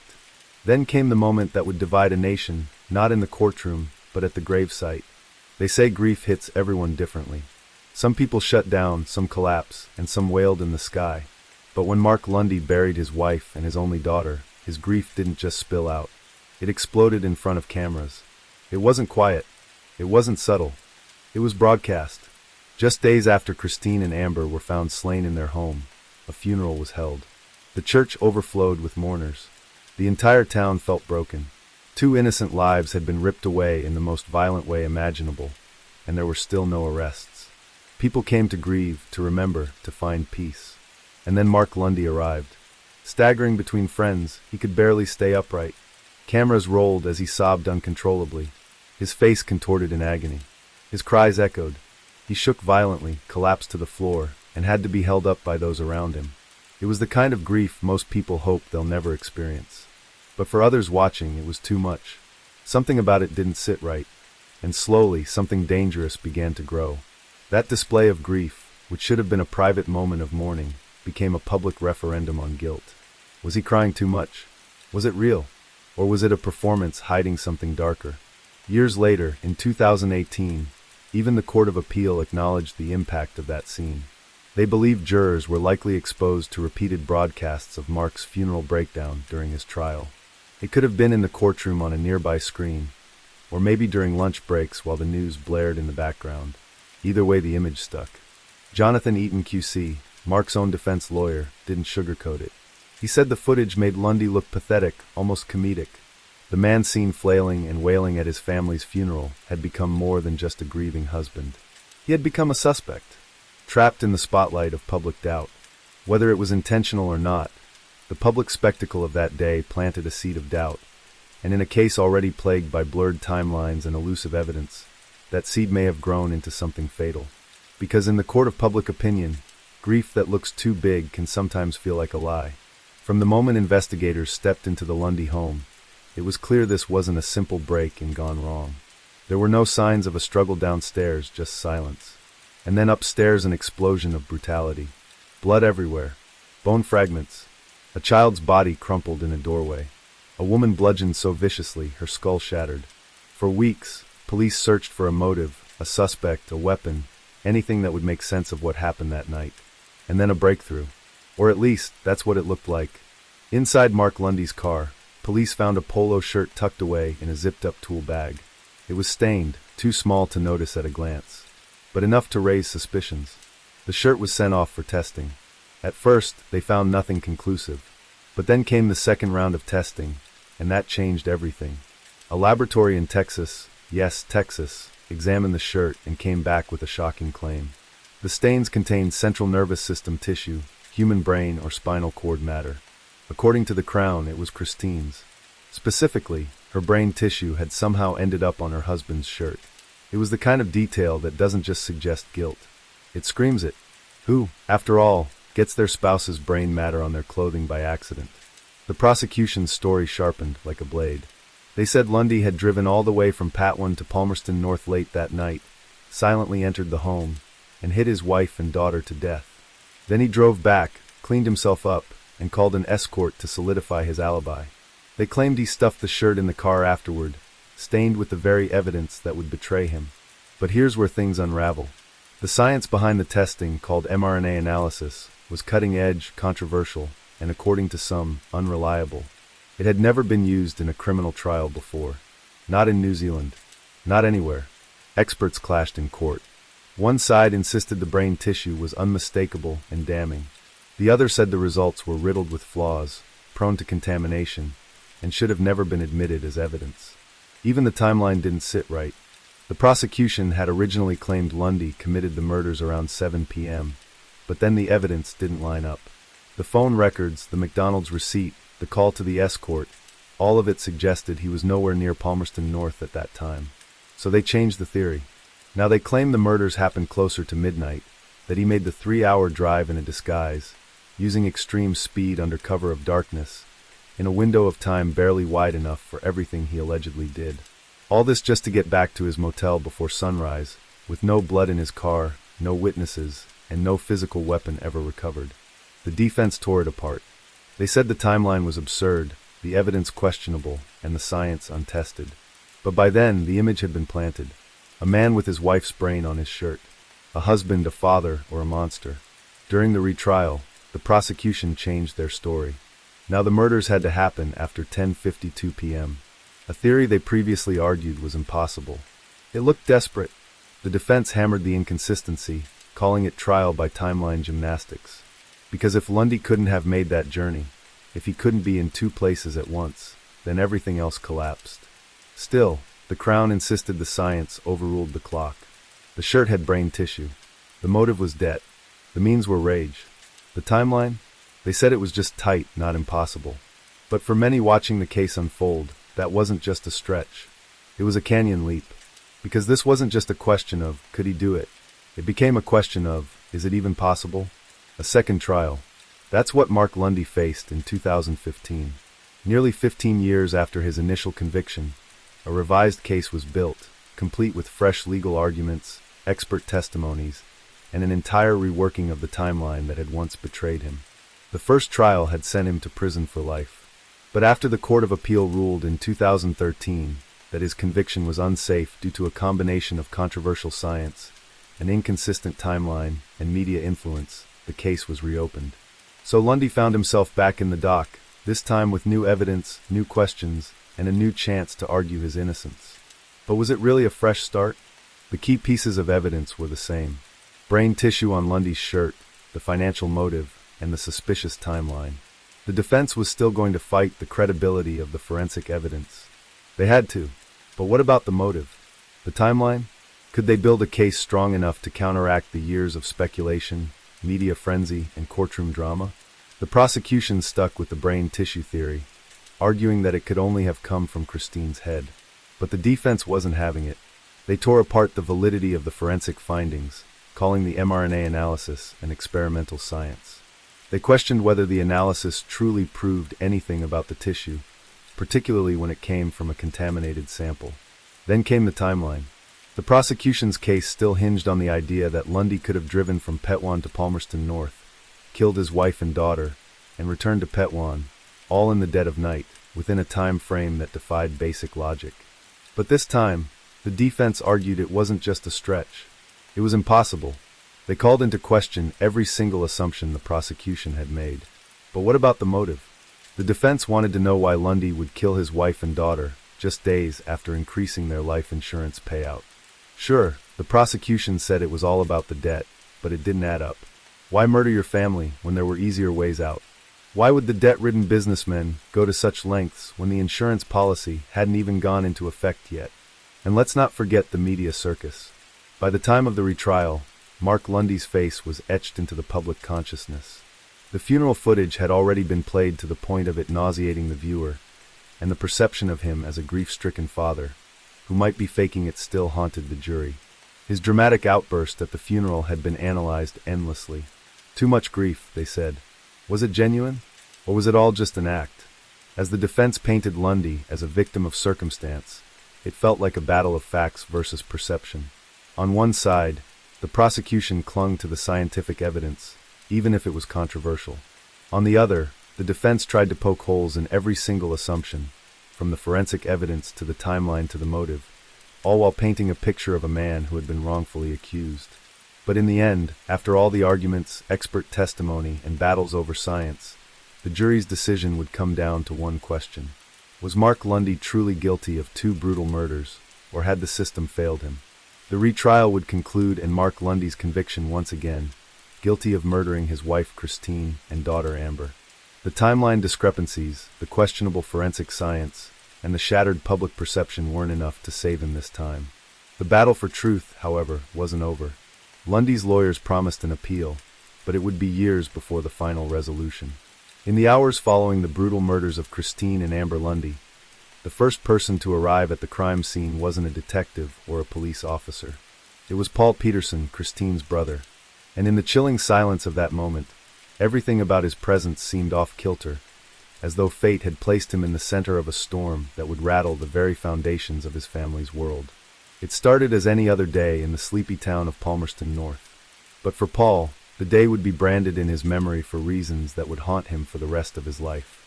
It began, strangely enough, with a phone call from his sister. Christine had promised him that they would discuss a family matter. But when Paul arrived at the Lundy home to meet with her, something felt wrong. The front door was ajar, and a sense of foreboding washed over him as he stepped inside. Then he found them, Christine and Amber Lundy, their lives violently stolen from them. For Paul, the discovery was a moment frozen in time, one that could never be undone. As he entered that crime scene, there was no going back. He had walked into a nightmare, one that would unravel the very fabric of his family's life. But what stood out most was the eerie sense of calm that seemed to surround him. When Paul Peterson found the bodies, he did what anyone would do. He immediately called the police. But as investigators began to piece together the timeline, something didn't add up. Paul had been the first to arrive at the house and had discovered the bodies. The question loomed. Could Paul have been involved in the murders? Was his cool demeanor in the aftermath a sign of guilt? Or was he simply a man consumed by the horror of what he had just found? The police quickly realized that there was an unsettling pattern emerging. Paul had not only been the first to discover the bodies, but his actions and testimony were pivotal in shaping the narrative of the crime. But there was something unnerving about how he recounted his discovery. The images of Paul calmly entering the house, speaking to officers and later testifying at trial were captured, and each time they replayed his somber tone, a cloud of suspicion hung over him. The more the investigation progressed, the more the spotlight fell on Paul Peterson.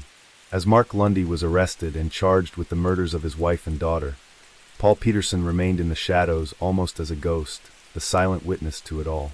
But what many didn't realize was that Paul, in his own grief, was beginning to attract his own set of questions. Had Paul been too calm in the aftermath? His measured reaction to finding the bodies and his cold recounting of the crime scene was later scrutinized by those who wondered if this was the reaction of someone who had committed the murders. Was his calm demeanor a defense mechanism, or was it something more sinister? Could it be that Paul Peterson knew more than he let on about the deaths of his sister and niece? Though Paul was never formally charged or implicated in the crime, the suspicion around him never truly disappeared. People in the community couldn't help but wonder if he had been too close to the crime, and some began to question if the investigation had missed something important, perhaps a detail in Paul's testimony, or an action he had taken before calling the police. In the end, despite the lingering suspicions, Paul Peterson was never charged with the murders of his sister and niece. The investigation moved on to focus heavily on Mark Lundy, and Paul returned to the periphery of the case. After years of legal proceedings, Mark Lundy was acquitted in 2019 after the Court of Appeal found that the case against him had been fundamentally flawed. The court ruled that there was insufficient evidence to support his conviction, and the brain tissue evidence, which had been one of the most critical pieces of the prosecution's case, was deemed unreliable. The timeline presented in the trial was also deemed to be full of gaps and inconsistencies that cast doubt on the original conviction. The retrial had exposed significant weaknesses in the case, and with the new evidence pointing toward reasonable doubt, the Court of Appeal concluded that the conviction was unsafe. As a result, Lundy was acquitted of all charges. The case may have reached its legal conclusion, but one thing is certain: the truth remains elusive, just out of reach. Could the killer still be walking among us, hidden in plain sight? Story 4. He was planning a school shooting, but before he could get there, he turned the shotgun on his own family, his mother, his 13-year-old sister, his 16-year-old brother, each killed while the town slept, unaware that a nightmare had unfolded behind closed doors in a quiet Luton flat. 3 lives ended in moments, and that was only the beginning. In a country where the word school shooting still echoes with the haunting memory of Dunblane, the idea of another such horror unfolding on British soil felt distant, almost impossible. Since that tragic day in 1996, the United Kingdom had remained largely untouched by the kind of violence that felt all too familiar across the Atlantic. There had been whispers, failed plots, signs caught just in time, but never the actual act of violence. That line, it seemed, hadn't been crossed again. Not yet, but evil doesn't always begin in a school. It may be growing within the walls of a warm home built by a loving mother. Juliana Prosper knew something about starting over. Born as Juliana Falcone on a fine June day in 1976, her early life unfolded thousands of miles away in Mar del Plata, Argentina, a coastal city where the waves carried ease with hardship. She was the kind of woman who never stopped moving forward, no matter what life hurled her way. When she left her homeland behind and built a new life in England, it wasn't just geography she changed. It was an entire future. She married Ray Prosper, and together they raised 4 children. Her world revolved around them. Juliana wasn't flashy or loud, but she had a quiet strength about her, the kind that carried the weight of being both gentle and fierce at once. By 2024, she was living in a modest flat off Waldsbank Drive in Luton, caring for 3 of her children. It wasn't a perfect life, but it was steady, familiar, a mother's life, built on routines, small joys, sacrifices that often went unnoticed. And while she held her family together, something was burning beneath the surface, something too dark to see until it was far too late. There was a storm brewing within those walls in disguise of a boy who seemed too meek to even hit an object in his path. Nicholas Prosper was the kind of boy who didn't just fade into the background, he clung to it. A December child born in 2005, he came into the world quietly, and for the most part, stayed that way. Diagnosed with autism spectrum disorder early on, he walked through life a few steps apart from everyone else, not always alone, but always slightly removed, as though he were watching the world through a speck only he could see through. In his younger years, he had friends, not many, but enough to keep him anchored. He wasn't a troublemaker, not in the traditional sense. He was geeky, they said, soft-spoken, obsessive about computers, the kind of kid who could disappear into a screen for hours and still not feel like he'd scratched the surface. Teachers remembered him as bright, even promising. But what they couldn't see, or maybe chose not to see, was the slow erosion happening beneath the surface, the way isolation began to calcify into something harder, something darker. By the time he reached his late teens, that gentle geekiness had twisted into something far more unpredictable. He stopped trying to connect. The friend group dissolved. The screen stopped being a sanctuary and became something else entirely, a tunnel with only darkness at the end, only reflections of death, hatred, and perversion. He spiraled down corners of the internet where empathy dies, where violence is glorified and human suffering is catalogued like some kind of collectible. At some point, he was banned from one such site, a morbid database where real death was archived and dissected like entertainment. But even there, even in that graveyard of humanity, Nicholas had crossed a line. He made comments in support of pedophilia, vile and unfiltered, as though empathy had been surgically removed from his vocabulary. He wasn't just watching the darkness. He was absorbing it. He was becoming it. And no one knew just how far that darkness had sunk, how deeply it had planted itself in his bones, how it was growing, feeding, waiting. Because Nicholas Prosper wasn't just withdrawing from the world. He was preparing for war. By the time September's Friday the 13th crept into the calendar, the plan had matured into something monstrous. No longer a passing thought or a twisted fantasy confined to the corners of a screen, but an intention, rehearsed in silence and fed with obsession. Nicholas Prosper had immersed himself so deeply in the world of school shootings that his fascination had eroded whatever boundary there might have been between watching and committing. His mind was absorbed in the details of Sandy Hook, the timelines, the methods, the body count, not from a place of grief or horror, but from an ambition to create something even more devastating, a spectacle of violence that would end with him turning the weapon on himself, leaving behind a trail of bodies and questions that would never quite be answered. His choice of target spoke volumes about his mindset. He didn't pick his old primary school because he had suffered there, or because of some open wound from childhood. He picked it because he knew its insides, the security system, the classroom layout, the way the corridors turned, like someone choosing the most familiar battlefield for the most calculated slaughter. There was no emotional trigger, no personal vendetta, only cold, strategic advantage. When he tried to acquire a firearm in August, the attempt failed, but rather than derail his plan, the setback only seemed to strengthen his focus. He had already been preparing for over a year, building the idea piece by piece in his mind, layering it with research, false starts, and obsessive planning. A delay didn't shake him. It gave him more time to refine the vision. On September 12th, just hours before he would destroy his family, Nicholas finally secured the weapon. He purchased a double-barreled shotgun and 100 cartridges for £650 from a local dealer using a forged firearms license that mimicked the real thing with disturbing accuracy. He had spent time studying every element of a UK license, the paper's weight, the seals, the placement of the official signatures, and had replicated it with extreme meticulousness. The dealer, though uneasy, believed the documentation to be genuine and notified police, but the warning came too late. The weapon was his. His timeline had locked in. As night took hold, and the town around him drifted towards sleep, Nicholas wasn't winding down or hesitating. He was finalizing. His browser history from that night became a window into a mind that had spiraled beyond recognition. Search after search for methods of killing with a shotgun, anatomical specifics, outcomes, the kind of blunt force horror that is usually reserved for war zones and nightmares. Mixed in were searches tied to necrophilia and to the murder of Sarah Everard, as though his appetite for violence was expanding even as the clock ticked toward morning. And then came the video, a final digital confession broadcast from his bedroom into the world.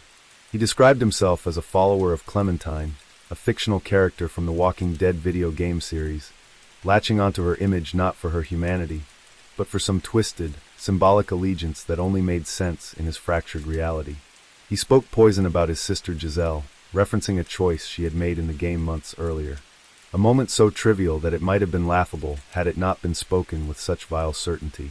He said her face would be mutilated further than necessary, delivering the line with a coldness that felt rehearsed, devoid of any trace of human feeling. Though prosecutors would later argue that this reference was irrelevant to the murders, it felt like a sign that nothing, not even a game played with family, was safe from the rot that had taken hold of his mind. As the hours passed and darkness deepened, Nicholas Prosper stood on the edge of his own carefully constructed horror, armed, ready, and emotionally removed from everything that had once tied him to normalcy. Behind him was the quiet of a flat where his family slept, unaware that the boy they had raised, the brother they had laughed with, the son who once played video games in the next room, was preparing to become a vicious monster. Under the thin veil of early morning silence, as the world outside remained unsuspecting, Nicholas Prosper sat alone in his room, watching violent animated pornography, while continuing the same heinous research he had started the day before. It was well past midnight. By 4:32 a.m., he had already test-fired the double-barreled shotgun once into a teddy bear. His plan had been to kill 3 people, his mother and 2 younger siblings, in under 30 seconds. He thought the timing would be tight enough to escape detection by the neighbors. But Juliana woke up early. She wasn't supposed to. She saw her son with the gun. There was panic. There was shouting, and a struggle followed. Prosper attacked her with a knife first, slashing and stabbing her hands and arms as she tried to fight him off. He then shot her in the head, close range, killing her. Her body would later be found sprawled in the hallway. Giselle heard the chaos and got up. She was shot at, the bullet grazing the back of her head. She ran, trying to hide under the dining table. He followed. He shot her in the face. Cal tried to resist. He grabbed a kitchen knife. He tried to fight. Prosper shot him in the chest from across the room. Then he walked over and stabbed him more than 100 times while Cal begged him to stop. His lung was punctured. He still got up and ran. He made it to the hallway. Prosper shot him in the head. 7 cartridges were fired. He reloaded at least twice. Neighbors heard it all, the shouting, the fighting, the crashing sounds. One of them walked to the door to complain about the noise. She heard ruffling, a boy groaning, and then a shot. She turned around and ran. The first emergency call came in at 5:29 a.m. CCTV footage, till 4.47 caught Prosperous, eerily calm, walk out of the flat at 5:33 a.m. Almost 20 minutes later, the police had reached the scene. They entered the flat at around 6. They found Juliana, Giselle and Kyle. Blood streaks across walls. Bloody handprints. Bloodied knives scattered. A copy of How to Kill Your Family placed on Juliana's body. Nicholas had packed the shotgun and 33 cartridges in a large bag. He started walking towards St. Joseph's Primary School, the same one he had attended, the same one he had planned to attack. But the school was still closed. Police activity was increasing. He didn't go through with it. He hid in a nearby wooded area for 2 hours. He shared the video he'd recorded earlier, the one about the Walking Dead. He tossed away 2 mobile phones, hoping to protect a group of pedophiles he had spoken with online. Nicholas also left the shotgun and ammunition in a bush near a playing field. At 7:55 a.m., he walked out from the woods and down Birmingham Road. He raised his hand to a passing police car. The officers were returning from the crime scene. They stopped. They saw the blood on his face and arrested him. You don't have to say anything, but it may harm your defense if you do not mention when questioned something today that's right in court. Anything you do say, you may be given in evidence. What road are we on? Birmingham Road. 426 priority. Birmingham Road, I think we've got the offender. It's not murder. It's not murder. Yes, we've got a male here. He's presented himself to us. It's not murder, he kept repeating. He didn't want to show up. The courtroom was ready. The families were waiting. The hour was set, 10:30 a.m. sharp. But Nicholas Prosper, triple murderer, self-styled executioner, failed school shooter, was refusing to step back into the dock. Not out of fear, not out of remorse, because he simply didn't want to. At 8:45 a.m., word reached the judge. The convict was refusing to appear, and Mrs. Chima Grubb wasn't having it. There would be no sentencing in absentia. He was to be dragged in if necessary. Not for his sake, for the sake of the mother, the sister, the brother, the people whose blood he spilled, for those who had come to see the face of the boy who had torn their lives open. You do not want to be here, she said from the bench, but it is not your choice. She had him brought in, and he sat there in silence, staring straight ahead. Possession of a firearm with intent to endanger life, and possession of a bladed article. After arrest, you displayed no signs of agitation or mental distress. You were inappropriately cheerful and engaged the officers in conversation. You asked if the local schools were locked down. You made no comment in interview, but later gave a mental health nurse who was assessing you in custody some further details, including that you had planned for a year to kill 34 people, ending in your own suicide. 30 of them were to be school children aged 4 or 5. Prosper had always rejected what the world had tried to give him: help, assessments, understanding, structure. His parents and teachers knew something wasn't right. They saw him withdraw. They watched him lose interest in the living and wrap himself in shadows. They had begged for an evaluation, reached out to child mental health services, tried to get him diagnosed for autism spectrum disorder. He refused it all, shut every door, sidelined every attempt. A psychiatrist would finally look into him, but not until after the murders. In the cold clinical light of custody, a diagnosis came: mild ASD traits. A report detailed the hollow space where empathy should have been. It was not just a lack, it was an extreme lack, the kind that echoed through every corner of this case. He wasn't unreachable, but he was uninterested. There were no friendships, no real connections, only deep obsessive spirals. About serial killers, about school shootings, about death as a spectacle. The judge laid it bare. These weren't just odd fixations. They weren't just dark corners of the internet. They were what shaped his identity. This boy, who had failed to hold even a thread of ordinary social interaction, had built himself a sanctuary in violence. The internet had opened the floodgates. He waded in freely. Every disturbing image, every cold commentary, every headline soaked in blood, it all fed him. Yes, there was an indirect link between his autism and the way he moved through the world, but as the judge made clear, ASD does not make one violent. It doesn't instruct a person to plan a massacre. It does not teach someone how to craft a fake firearms license. It doesn't guide their hands when they aim a shotgun at their own mother. That was Nicholas. And now, whether he wanted to or not, he had to listen. To the law, to the families, to the judgment. Because monsters do not get to vanish quietly. They must be seen, they must be named, and they must sit, shackled in silence, while justice carves its final word. The courtroom was silent when the full story came out in March 2025. These weren't spontaneous acts of violence. They were planned in detail, with a clear goal to become infamous. Nicholas Prosper murdered his mother, sister, and brother as the first stage of a broader scheme to carry out a mass shooting at St. Joseph's Catholic Primary School.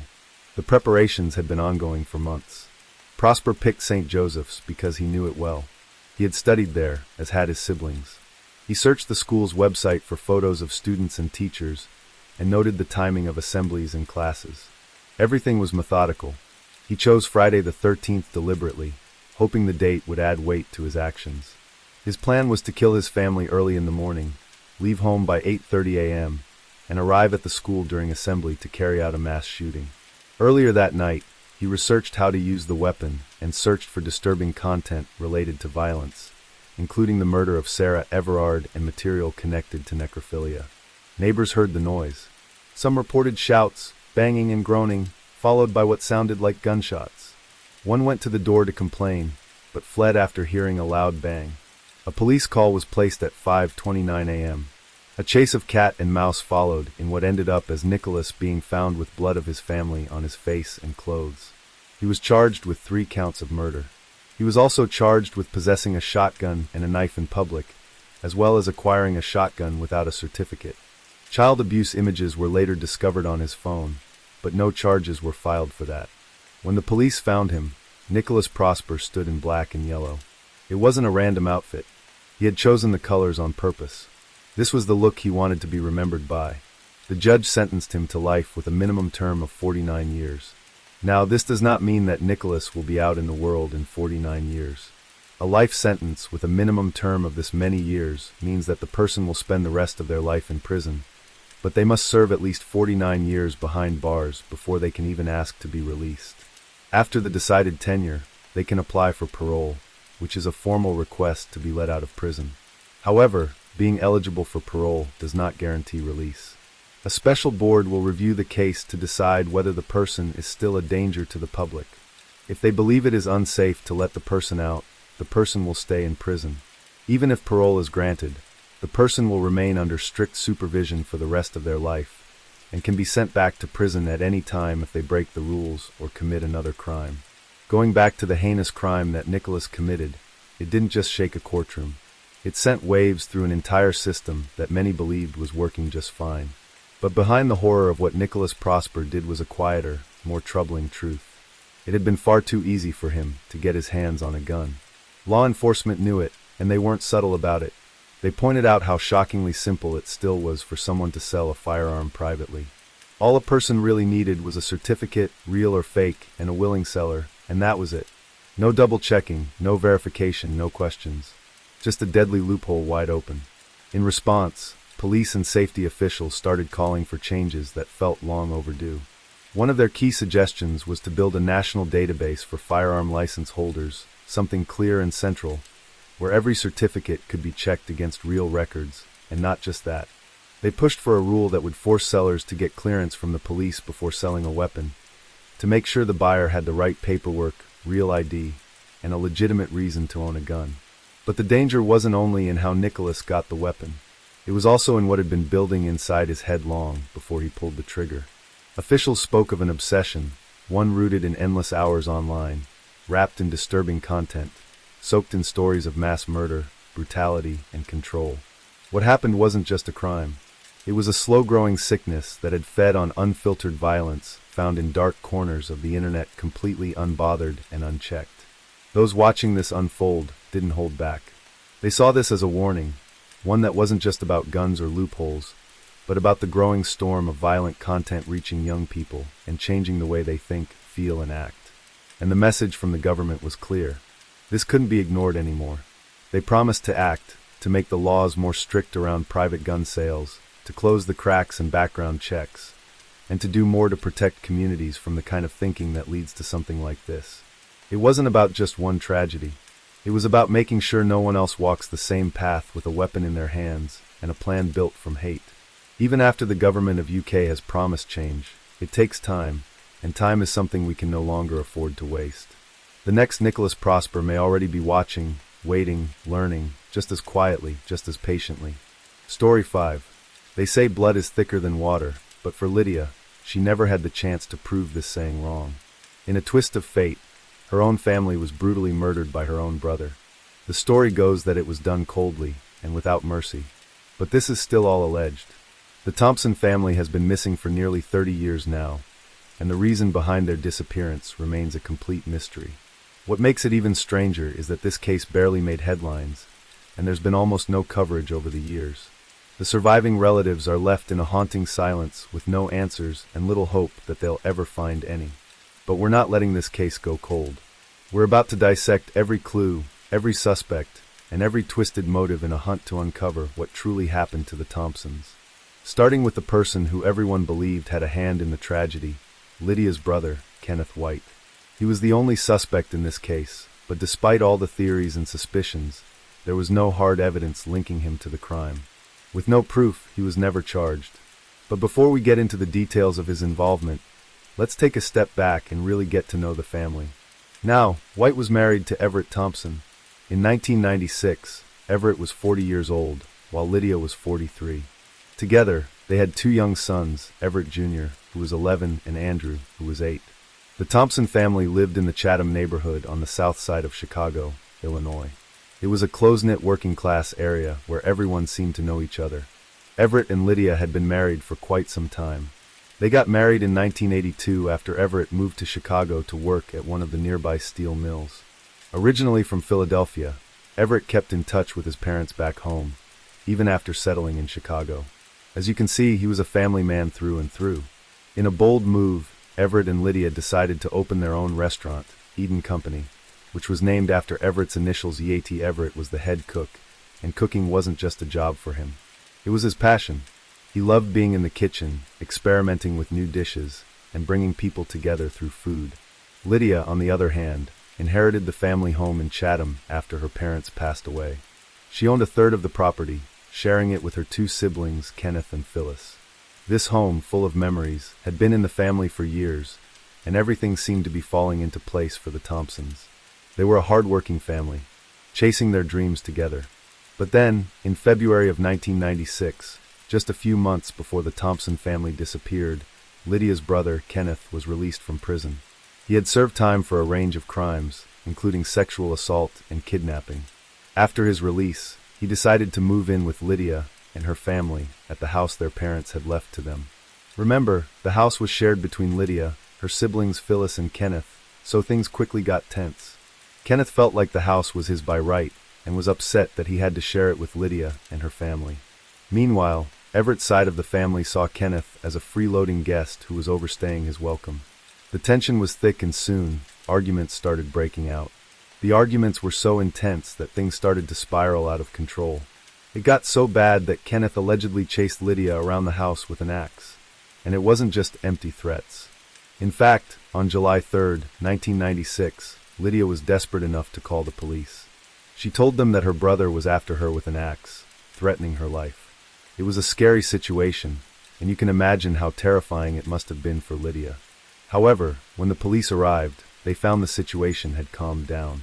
According to the police, it wasn't as chaotic as it had been when Lydia made the call. Despite the severity of the threat, no arrests were made. The police did a quick sweep of the house, but everything seemed in order. Nothing was broken, no visible signs of damage, and no immediate danger seemed present. So they left, thinking it was just a family dispute that would blow over. Now, if you were thinking clearly, this would have been a huge red flag. Even without considering Kenneth's past, which included serious crimes that had landed him in prison before, This was a major warning sign. But since Kenneth was Lydia's brother, she probably didn't want to believe that he could truly be a threat. She probably thought he's family, he wouldn't really hurt me.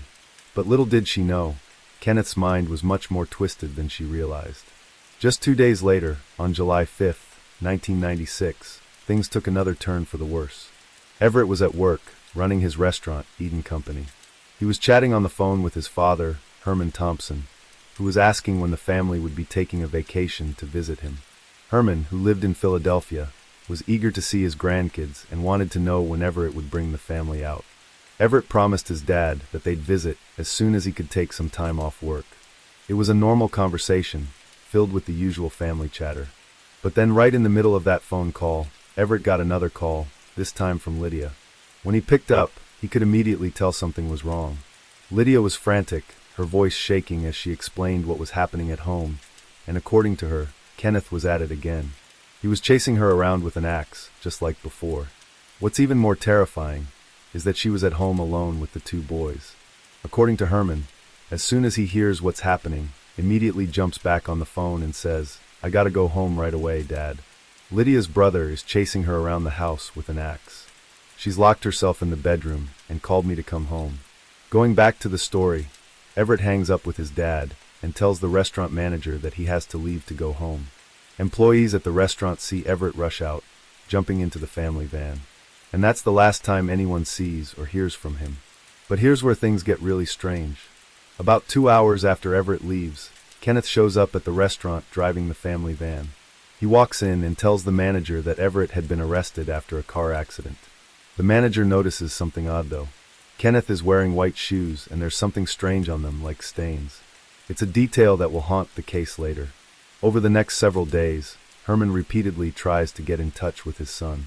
He calls the family home, he calls the restaurant, but nobody has heard from Everett, Lydia, or the kids. It's like they've just vanished into thin air. Herman grows increasingly worried and frustrated, but no one can tell him where his son, or the rest of the family is. Finally, on July 17, 1996, 12 days after that frantic phone call with Everett, Herman calls the Chicago police. And when the police arrived at the Thompson family home, the only person they found was Kenneth.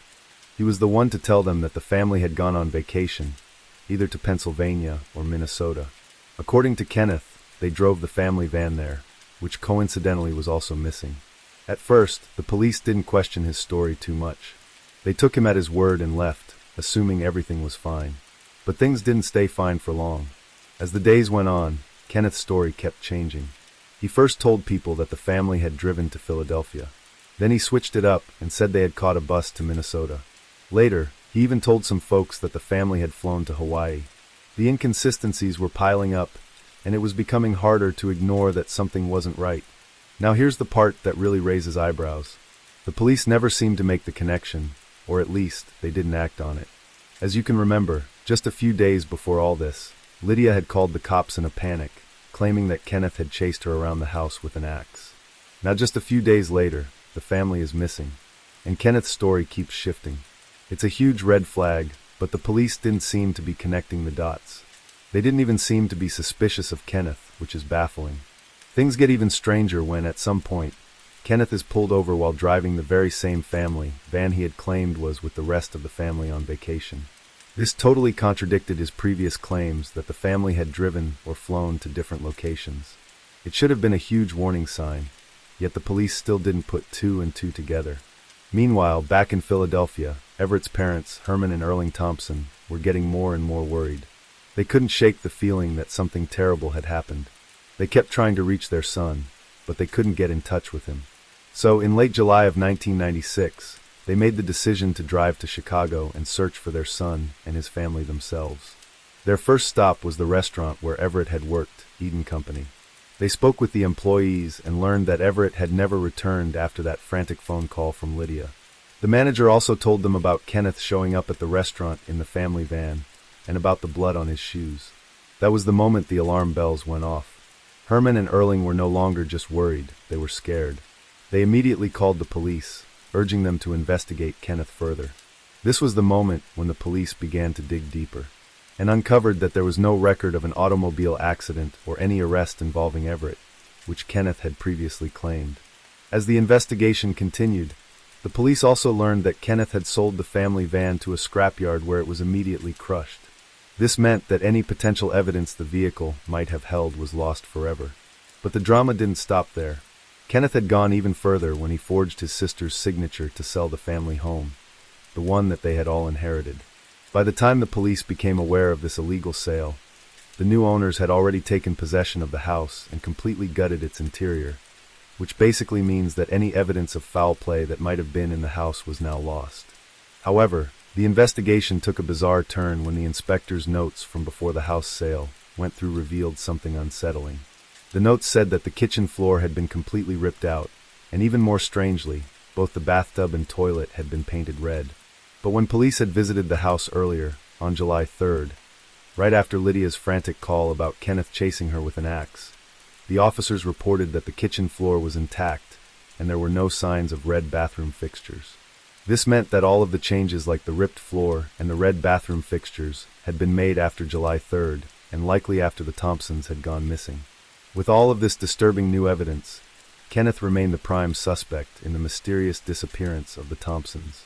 But despite all the strange behavior such as selling the family van, forging his sister's signature to sell the house, the police still didn't make an arrest. It was as if they were waiting for something more, something concrete. And then an entire year passed. Fast forward to July 14th, 1997, exactly 1 year after the Thompsons had vanished without a trace. Finally, the police and FBI decided it was time to take action. They searched the trailer where Kenneth had been living in Gary, Indiana, a place about an hour and 15 minutes away from Chicago. The search was intense, with cadaver dogs brought in to sniff out anything that could link Kenneth to the crime. What they uncovered was chilling. Men's gym shorts and a boy's sock, both soaked in blood. This discovery sent shivers down the spine, but shockingly, no arrest was made at that time. And to this day, there's no report explaining whose blood was found on those items or what connection they had to the case. It wasn't until later, in November of 1997, that Kenneth was finally arrested, but it wasn't for the disappearance of the Thompsons. Instead, the charges had nothing to do with the family at all. Kenneth was arrested for violating his probation, specifically for failing to register as a sex offender. Then came just a month later, in December of 1997. The FBI had gathered more evidence, and Kenneth was arrested once again. This time for forging Lydia's signature on a check for $3,272. That was definitely a serious crime, but it still wasn't enough to answer the most important question. Where were the Thompsons? While Kenneth was being held at the Federal Metropolitan Correctional Center in downtown Chicago, he tragically took his own life. There was no note left behind, and the cause of death was ruled as self-inflicted. The lieutenant later spoke about the case, saying, "We believe he had a lot to do with their disappearance. Now that he is dead, it is our hope that people who knew him, both in prison and on the outside, will come forward with answers." He continued, "If there was foul play, and we think there was, it happened on July 4th, 5th, or 6th, 1996. No one saw the Thompson family after that time, and Kenneth was seen driving the Thompson van soon after that weekend. The enormity of an entire family of 4 people missing under such dreadful circumstances demands a continued police presence and review." Despite the lieutenant's statement, it seems like there hasn't been much progress after Kenneth's death. No major updates from the Chicago police or the FBI have been reported, and it doesn't appear that further searches have been conducted to recover the bodies of the Thompson family. What's particularly telling is that none of the Thompsons' social security numbers have been used since they disappeared. Also, Everett and Lydia's credit and bank cards haven't been touched, except for the times Kenneth tried to forge checks in Lydia's name. The whole situation surrounding the disappearance of the Thompson family is absolutely mind-blowing. It's shocking how little information has been released, especially given the gravity of the case. When the family first went missing, you'd expect a huge media frenzy, national attention, and all sorts of investigations to unfold. But that's not what happened. The case completely flew under the radar, and it wasn't until after Kenneth's death that people started revisiting the case. Looking back, there was no major search or even a widespread effort to find them. No team of investigators scouring the area, just radio silence. As if that wasn't strange enough, an unnamed police officer later reported that after all the family members had gone missing and Kenneth had committed self-harm, it seemed that the Thompsons, except for Everett, might have used an underground structure to escape from Kenneth. According to this report, the family had fled because they were terrified of Kenneth, who had allegedly been threatening them with an axe. The theory is that they hid out underground to avoid further harm. Now, this adds a whole new layer to the mystery. Neighbors reported seeing Everett return to the house several times during the next 12 days after the family's disappearance. He came back at strange hours, and his behavior was reportedly odd. One elderly neighbor, a woman named Marie, even spoke to him one night. He allegedly told her that he was searching for his family in the bunker under the house. Marie, thinking he was simply suffering from the grief of losing his loved ones, didn't think much of it at the time. It wasn't until late in 1997 that she finally spoke out, revealing what she'd heard to a journalist and at least 2 police officers. Other neighbors also reported seeing Everett bringing things in and out of the house at strange hours, further adding to the mystery. However, there doesn't seem to be any solid evidence to back up these claims, and no one else has been able to confirm the story. What makes things even more eerie is that the underground structure, the one supposedly used by the family to hide, has not been fully mapped or searched. As of now, it remains an unexplored part of the case. There's also a theory that there's no doubt Kenneth killed the entire family. He had nearly 2 weeks to get rid of the bodies, which some people believe he may have done in a horrific way. One theory is that he dismembered them in the bathtub, especially since the bathtub was later found painted red, which could have been an attempt to hide evidence of what happened. The theory continues, speculating that Kenneth might have thrown the body parts into nearby lakes, fed them to alligators, or even dumped them in old wells. With the kind of disturbing behavior Kenneth displayed, it's not too far-fetched to think he might have gone to extreme lengths to destroy any evidence. Some even wonder if he could have been twisted enough to eat the body parts. A thought that's hard to shake off once you consider his apparent lack of remorse. The fact that he took his own life only adds to the suspicion. His death seems like a reflection of the guilt he carried, though it also leaves the case with more unanswered questions than ever. Unfortunately, with everything that's happened, it seems highly unlikely that any remains will ever be found. The search for answers might just end here, with the gruesome possibility that those answers are buried forever, lost in a trail of blood and secrets that Kenneth took to his grave. Story 6. Say kindness is the best gift you can give, but what if that gift turns into your worst nightmare? That's exactly what happened when Janice posted this chilling status on Facebook, begging for help, saying she and her siblings were under attack. What no one knew at the time was that this cry for help would spark one of the most horrifying and shocking cases the Philippines had ever witnessed. The case was so disturbingly gruesome and eerily bizarre that it's compared to a famous movie. And by the time you reach the end of this video, you'll be questioning every act of kindness you've ever given, and just how horrifying it can be when it falls into the wrong hands. To really get the picture, let's head over to the small, quiet town of Malong in North Cotabato, Philippines. It's a place known for its calm vibe and rural charm, where life moves at a slower pace. People here are deeply connected to the land, relying on agriculture for their livelihood, growing staples like rice, corn, and vegetables. In this peaceful town lived the Magwad family. Unlike many others, they led a pretty stable life. Cruz Magwad, the father, was an elementary school teacher. He was well respected and loved by everyone, constantly being praised for his hard work. A promotion was even on the horizon, which meant he was doing pretty well financially. His wife, Lovella, was the principal at the same school. Together, they didn't make crazy money, but they were considered one of the more privileged families in town. Their youngest child, Louis, also known as Boy Boy, was 16. He dreamed of becoming a lawyer, even at his young age, and he was determined to work hard to get there. Aside from being smart, he was also creative, playing guitar, drawing, and reading in his spare time. Gwen, his older sister, was the more intense one. Super smart, driven, and goal-oriented. She had always been this way. As a kid, she was a Girl Scout, and her sash was covered in so many badges that there was no room for more. Gwen didn't just stop there.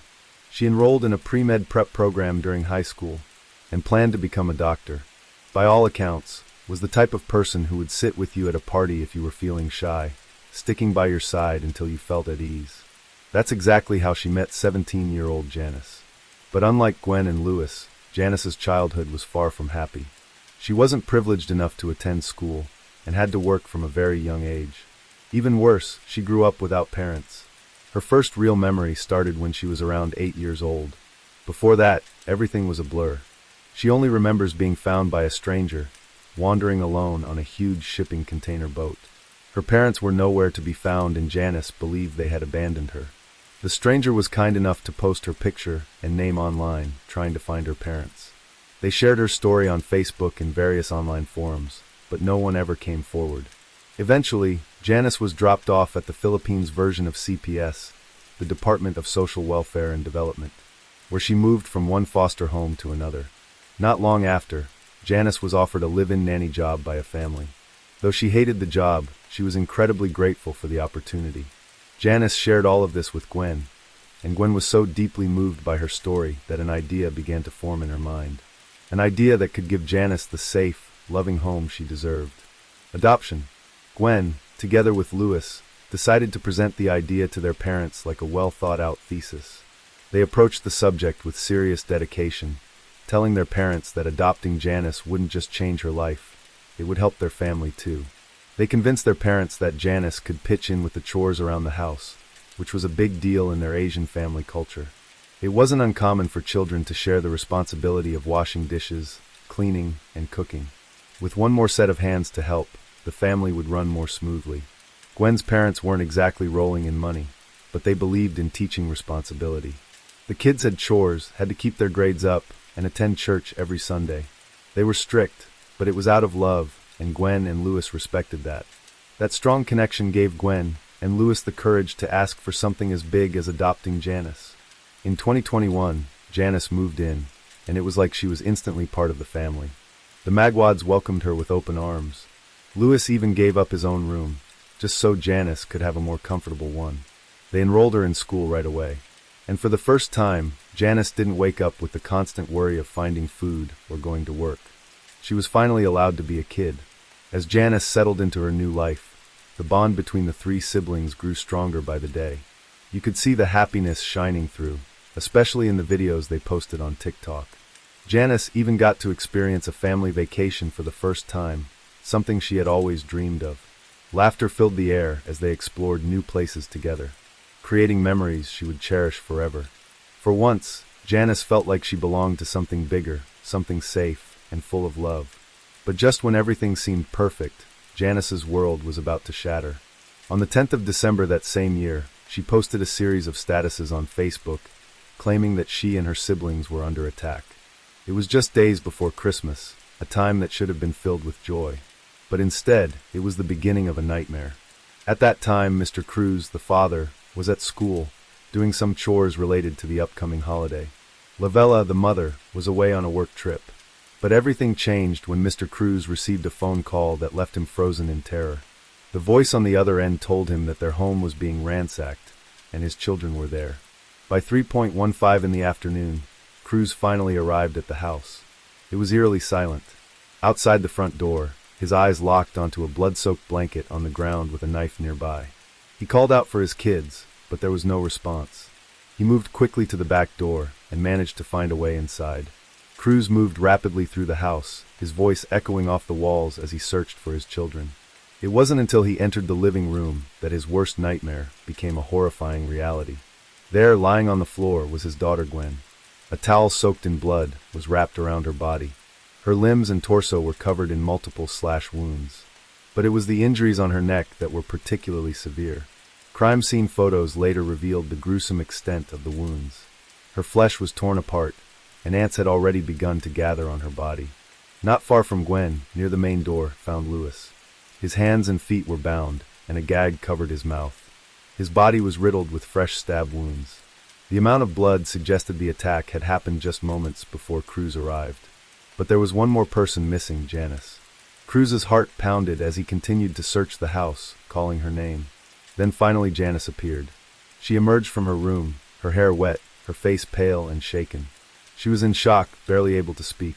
Seeing her, Cruz immediately called the police. The officers arrived soon after, stepping into a crime scene that would later be described as one of the most gruesome in the Philippines. Blood pooled on the floor, and the house bore the marks of extreme violence. Janice, while trembling, told the officers that they had been attacked. The house was in disarray. Cabinets had been pried open, and personal belongings were scattered across the rooms. At first glance, it seemed like a robbery. However, investigators knew that appearances could be deceiving.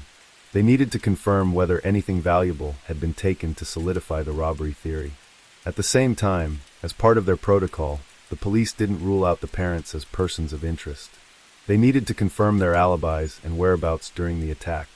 The investigators turned their attention to the room where Janice said she was hiding during the attack. It was messy, but that wasn't unusual for a robbery scene. What stood out, though, were the details that didn't add up. The disarray in the room, though chaotic, didn't have the usual signs of a real robbery. So the police began to search the house more carefully, and they soon found some crucial evidence. Just outside the front door, the police discovered a blood-stained shirt, which they believed had been dropped by the attacker while trying to escape. And about 100 meters away, they found a plastic bag in a ditch. Inside it were bloody pants and underwear. It seemed like the attacker had deliberately thrown these items away to hide evidence. Inside the house, the scene was increasingly horrifying. Near the front door, officers found a knife with a broken handle, its blades slick with blood. The living room floor was littered with shards of glass and broken bottles, a clear sign of the violence that had unfolded there. Expansive pools of blood painted a grim picture, revealing the brutal nature of the attack. Among the carnage, investigators discovered a discarded machete, a baseball bat, and a hammer, each stained with blood. These weapons were assumed to be used in the murders. Crime scene analysts took careful note of the blood patterns, which provided key insights into the sequence of events. They determined that Gwen, the older sibling, had likely been killed first. Her blood had partially coagulated, and rigor mortis had already begun to set in. In contrast, Lewis's blood appeared much fresher, suggesting he had been murdered shortly after Gwen. The different states of the blood and bodies made this theory even more plausible. Lewis's hands and feet were bound, while Gwen's were not. This discrepancy indicated that Gwen might have been ambushed and killed quickly, while Lewis was restrained, likely to prevent him from resisting before his own murder. The variety of weapons found at the scene, ranging from a broken knife to a machete, baseball bat, and hammer, raised troubling questions for the investigative team. The fact that so many different tools were used, and that the victims had distinctive types of wounds, strongly suggested the involvement of more than one attacker. This theory was supported by the fact that Lewis had been restrained. It would have been difficult for a single person to control a victim, while also carrying out such a brutal attack. Adding to the mystery, Cruz, the sibling's father, confirmed that the weapons found at the scene were his. The murderers seemed to have used tools that were readily available in the house, which made the crime even more unsettling. As investigators continued to gather evidence, they found something that stood out. The family's laundry machine had been used, but there were no freshly washed clothes anywhere in the house. This odd discovery suggested that something unusual had happened after the crime, perhaps an attempt to erase evidence or cover their tracks. The extreme brutality of the crime prompted local authorities to launch a manhunt for the suspects. The public was shocked, and the need for justice became urgent. To help with the investigation, the vice of the Municipal Council of Malong, North Cotabato, announced a reward of 200,000 pesos for any information leading to the capture of the perpetrators. The mayor also offered an additional 50,000 pesos as a bounty. These actions emphasized the gravity of the case, and the community's desperate need for answers. An autopsy was performed on Gwen and Luis, spanning 2 days, starting on December 13, 2021, and the results were chilling. Gwen had sustained 32 stab and slash wounds, some of which were deep enough to almost sever her limbs. One of her ears had been cut off, and her neck and upper arm were nearly severed. Her body also showed signs of blunt force trauma, likely caused by the hammer and baseball bat found at the scene. Additionally, the backs of her hands were bruised and covered in defensive wounds, indicating that she had fought fiercely until the end. Meanwhile, Luis had endured 51 knife wounds, some so deep that they exposed his bone and internal organs. Red marks on his neck suggested he may have been strangled. Unlike his sister, Luis had no defensive wounds, implying that he was caught off guard and unable to fight back. He also had signs of blunt force trauma on his limbs and torso. All these injuries were consistent with the weapons recovered at the scene. Investigators quickly ruled out the possibility of a robbery gone wrong. The scene had been staged. While the rooms appeared ransacked, only Gwen's phone was missing. Nothing else of value had been taken, leading authorities to believe that the killer or killers were familiar with the victims. It was also striking that the crime took place in broad daylight, which made the entire situation even more unsettling. Before the autopsy results were made public, rumors began circulating online accusing Janice of being involved in the crime. These rumors gained traction due to her survival, the weapons being from the family home and the locked front door. The accusations grew increasingly intense, with some even threatening Janice. Under the mounting pressure, the police decided to question her. Janice described the events of that day. She had been studying with Gwen in her bedroom, while Lewis was downstairs in the living room. Suddenly, they heard Lewis screaming, and 3 men broke into the house. The 2 girls rushed downstairs and saw the 3 men attacking Lewis with the weapons found at the scene. The attackers then turned on Gwen, and in fear, Janice fled upstairs, locked herself in the bedroom, and hid under the bed. She was too scared to call the cops, so instead, she texted the family group chat asking for help. Later, she messaged her adopted mom saying, "Mom, help." When no one saw those messages, Janice went a step further and posted on social media saying, "Help. Somebody has broken into the house. I don't want to die. I'm hiding in my room. Help." After a few minutes, she deleted the post, worried the attackers might see it and come after her. She tried calling her mom, but there was no answer. By the time someone saw the post and reached out to her mom, Janice was too scared to pick up. She went as far as changing her social media username and turning her phone to silent, clearly trying to hide. When the house finally fell silent, Janice emerged from her hiding place, too afraid to go downstairs. She claimed she took a shower and changed clothes to calm herself, finishing just as Cruz arrived home. But there was something odd about this part of the story. Janice had told the police she locked herself in her bedroom the second the attack started. So why did her room look like it had been ransacked? That raised some serious questions. More importantly, Janice's version of events was directly at odds with the forensic evidence. The autopsy results and the way the injuries were distributed made it clear that Gwen was the first victim, not Lewis. This major discrepancy between Janice's account and the evidence made investigators even more suspicious. Something wasn't adding up, and they started to take a closer look at Janice's statements. At first, she told the police her phone was off during the attack, but Cruz remembered calling her phone and hearing it ring with no answer.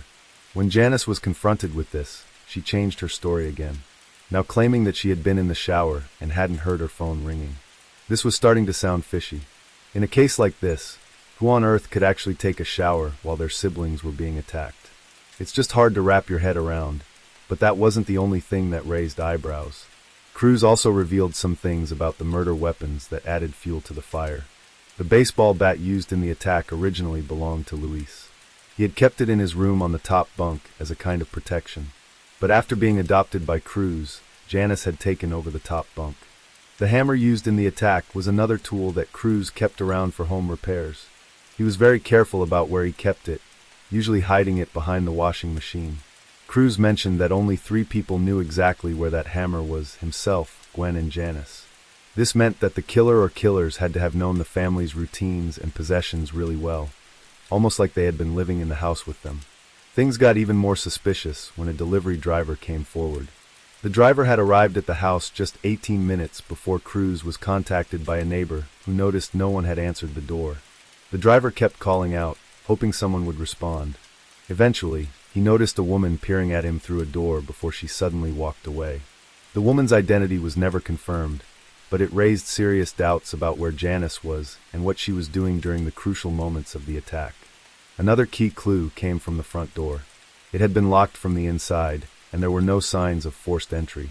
This was a big deal because it meant that whoever had done this was probably someone who was familiar with the house, someone who had access to a key and could lock the door after the crime. At this point, it's pretty clear that Janice had something to do with the murders. However, since Janice was only 17 years old, still a minor under Philippine law, the police couldn't arrest her without solid proof. This legal issue made them tread carefully, as they couldn't move forward with an arrest until they had more definitive evidence. Instead of arresting her right away, the authorities placed Janice under the care of the Social Welfare Department, while the investigation turned to finding out who actually committed the murders. If Janice's claim about other people being involved was true, the police had a lot of work ahead of them. 5 days after the murders, a significant breakthrough occurred. The police discovered Janice's fingerprints on the murder weapons. This was a huge deal, but it wasn't the smoking gun. After all, Janice had lived in the house where the weapons were stored, so her prints could have been there simply from handling them. Still, it was a lead they couldn't ignore. To ensure she wasn't treated unfairly, Janice was given a lawyer by the Social Welfare Department. But things took another unexpected turn when Lavella, Janice's adoptive mother, found a contact tracing form while searching Janice's room for clues. The surprise? It wasn't Janice's form. It belonged to a 17-year-old boy named Esmeraldo Aldo Kennedy Jr. Aldo was a sacristan at a local church, and Janice had known him from the orphanage. This discovery sent the police scrambling to figure out if Aldo had anything to do with the murders. And soon enough, witnesses came forward, confirming Aldo had been near the crime scene on the day of the killings. One woman said she saw Aldo drop Janice off near the house right before the murders, and another neighbor said she saw him asking for directions to the house that morning. When shown a picture of Aldo, the woman immediately recognized him. Then on December 16th, 6 days after the murder, Janice, with her lawyer present, gave a full confession. She admitted to being involved in the murders, along with Aldo and her so-called 21-year-old boyfriend, who was unnamed. Janice explained that her motive was deep resentment and jealousy. She felt that Gwen and Louis were getting all the love and attention from their parents, and in her mind, they were standing in the way of her getting the affection she had longed for. She even confessed that killing them would leave her as the only child in the family, guaranteeing she'd get all the love and attention she'd recently started experiencing after being adopted. Janice revealed that her ultimate goal was to take Gwen's place in the family, driven by years of emotional neglect in the orphanage where she had grown up. By December 18th, Janice's confession was officially recorded, though it was inconsistent, much like many of her previous statements. The police tracked down Aldo, who voluntarily surrendered, admitting his role too. Forensic analysis later confirmed that blood found on discarded clothing in a ditch belonged to Aldo. Like Janice, Aldo was a minor, so he was placed under the care of the Social Welfare Department. Later that same day, in an unrelated drug raid, police arrested a 17-year-old for possession of illegal substances. When they searched his phone, they found something that tied him to the case, Gwen's stolen cell phone. The serial number confirmed it had been taken after the murders. The police pieced it together. Janice had enlisted Aldo to sell the phone, because she couldn't get rid of it herself due to growing suspicion. Unfortunately, the phone had been water damaged, making it impossible to retrieve any useful data. The boy who had the phone wasn't involved in the murders. He had simply bought it from Aldo. Because Janice and Aldo were minors, the police couldn't release any juicy details about their confessions to the public despite the parents pressing for information. As the investigation progressed, Janice stopped cooperating, making it even harder to figure out exactly what had happened. Later on, it was revealed that Janice's 21-year-old boyfriend was just her imaginary boyfriend. And that really makes you question everything, especially since she had further stated that there were 3 people involved in the attack. Some people believed Janice's confessions weren't even the full story. Whispers circulated that the murders were even worse than she had let on, like the possibility that Louis was tied up and forced to watch as his sister was murdered before he was killed, as well. After the shocking confessions, Lavella, the sibling's mother, was interviewed and reflected on the warning signs she missed. According to Lavella, they had adopted Janice 5 months before the murders. At first, everything seemed fine. The family welcomed her. She appeared grateful. But soon, small red flags started to show. In August 2021, when Lavella's parents were hospitalized with COVID-19, crews noticed that 10,000 pesos, about $170, set aside for emergencies, was missing. Janice claimed thieves had taken it, but the next day, a large sum was found hidden in her school bag. After some questioning, Janice admitted she had taken the money. Despite the breach of trust, the family, particularly Gwen, chose to forgive her. They were sympathetic to her troubled past, chalking up the theft to the survival instincts she had developed after years of hardship. Janice apologized, and the family, hoping this was a one-time mistake, accepted it, believing the worst was behind them. But as months passed, Janice's behavior started to shift in unsettling ways. Once known for her strong work ethic, which had been one of the reasons the family adopted her, she became lazy and irresponsible. Household chores were neglected, and when reminded, she apologized but never followed through. While troubling, it didn't raise any immediate alarms until the morning of the murders. That day, Janice did something she had never done before. She called Cruz and Lavella, Mom and Dad, for the first time. It was a small gesture, but it felt like a red flag, an indication of a deeper, darker shift in her emotional state. It was as if something had clicked in her mind, and what was about to happen was set in motion. As the investigation unfolded, more shocking truths came to light. Janice had lied about her origins from the start. Her story of being an orphan was a fabrication. Her parents were alive and had spent years desperately searching for her. When the case went viral, Filipino amateur sleuths dug into her past and uncovered a nearly decade-old missing persons notice. Like I mentioned earlier, Janice was discovered by a stranger in a cargo boat back in 2013, but no one could recognize her at the time. Her parents, especially her mom, weren't really active on Facebook back then, so they missed the post. Fast forward to the murders, and that same post started making rounds online again. It didn't take long for Janice's biological parents to recognize her. Born in 2005, Janice was the youngest of 3 kids, but her childhood was filled with chaos. Her dad's gambling addiction tore the family apart, and her mom, after remarrying, tried to make the best of things by splitting up what little they had left for her kids. Eventually, Janice and her siblings were placed in different orphanages. By 2020, Janice had actually reunited with her biological family, but that didn't last long. Her relatives later claimed she cut them off, saying they were too poor to be of any use to her. That betrayal shocked everyone, but things took a darker turn when Janice's biological mother, devastated by what her daughter had done, attended the funeral of Gwen and Louis. In her grief, she kept apologizing, full of guilt over her daughter's actions. In one heartbreaking moment, Janice's biological mom even kneeled down, but the Magwad parents weren't out for revenge. They made it clear that they weren't angry, just seeking justice. They insisted that Janice's biological mom encourage her daughter to confess. Janice's mother tried to visit her at the social welfare office, but Janice refused to see her, citing strict rules. Then, the investigation took a jaw-dropping turn. Evidence surfaced that suggested the murders were premeditated. Screenshots of a conversation between Janice and an unknown person went viral. In the messages, Janice confessed that she wanted to kill her siblings, thinking their deaths would give her the freedom she craved. She even wondered if anyone would still accept her if she committed murder, expressing a chilling belief that no matter what she did, God would forgive her if she just asked. Some sources later claimed that Janice often talked about the 2009 horror movie Orphan, a film about a young girl adopted by a family who ultimately betrays and kills them. She even posted on Facebook that she loved the movie and watched it repeatedly. When Janice's trial began, her behavior was just as disturbing as the crime itself. She was seen smiling and laughing at her parents, showing no remorse or regret. Cruz and Loyola, devastated by the loss of their children, said in interviews that they might have forgiven Janice if she had shown even a hint of genuine remorse. But her coldness only made their pain worse. The case became a national sensation in the Philippines.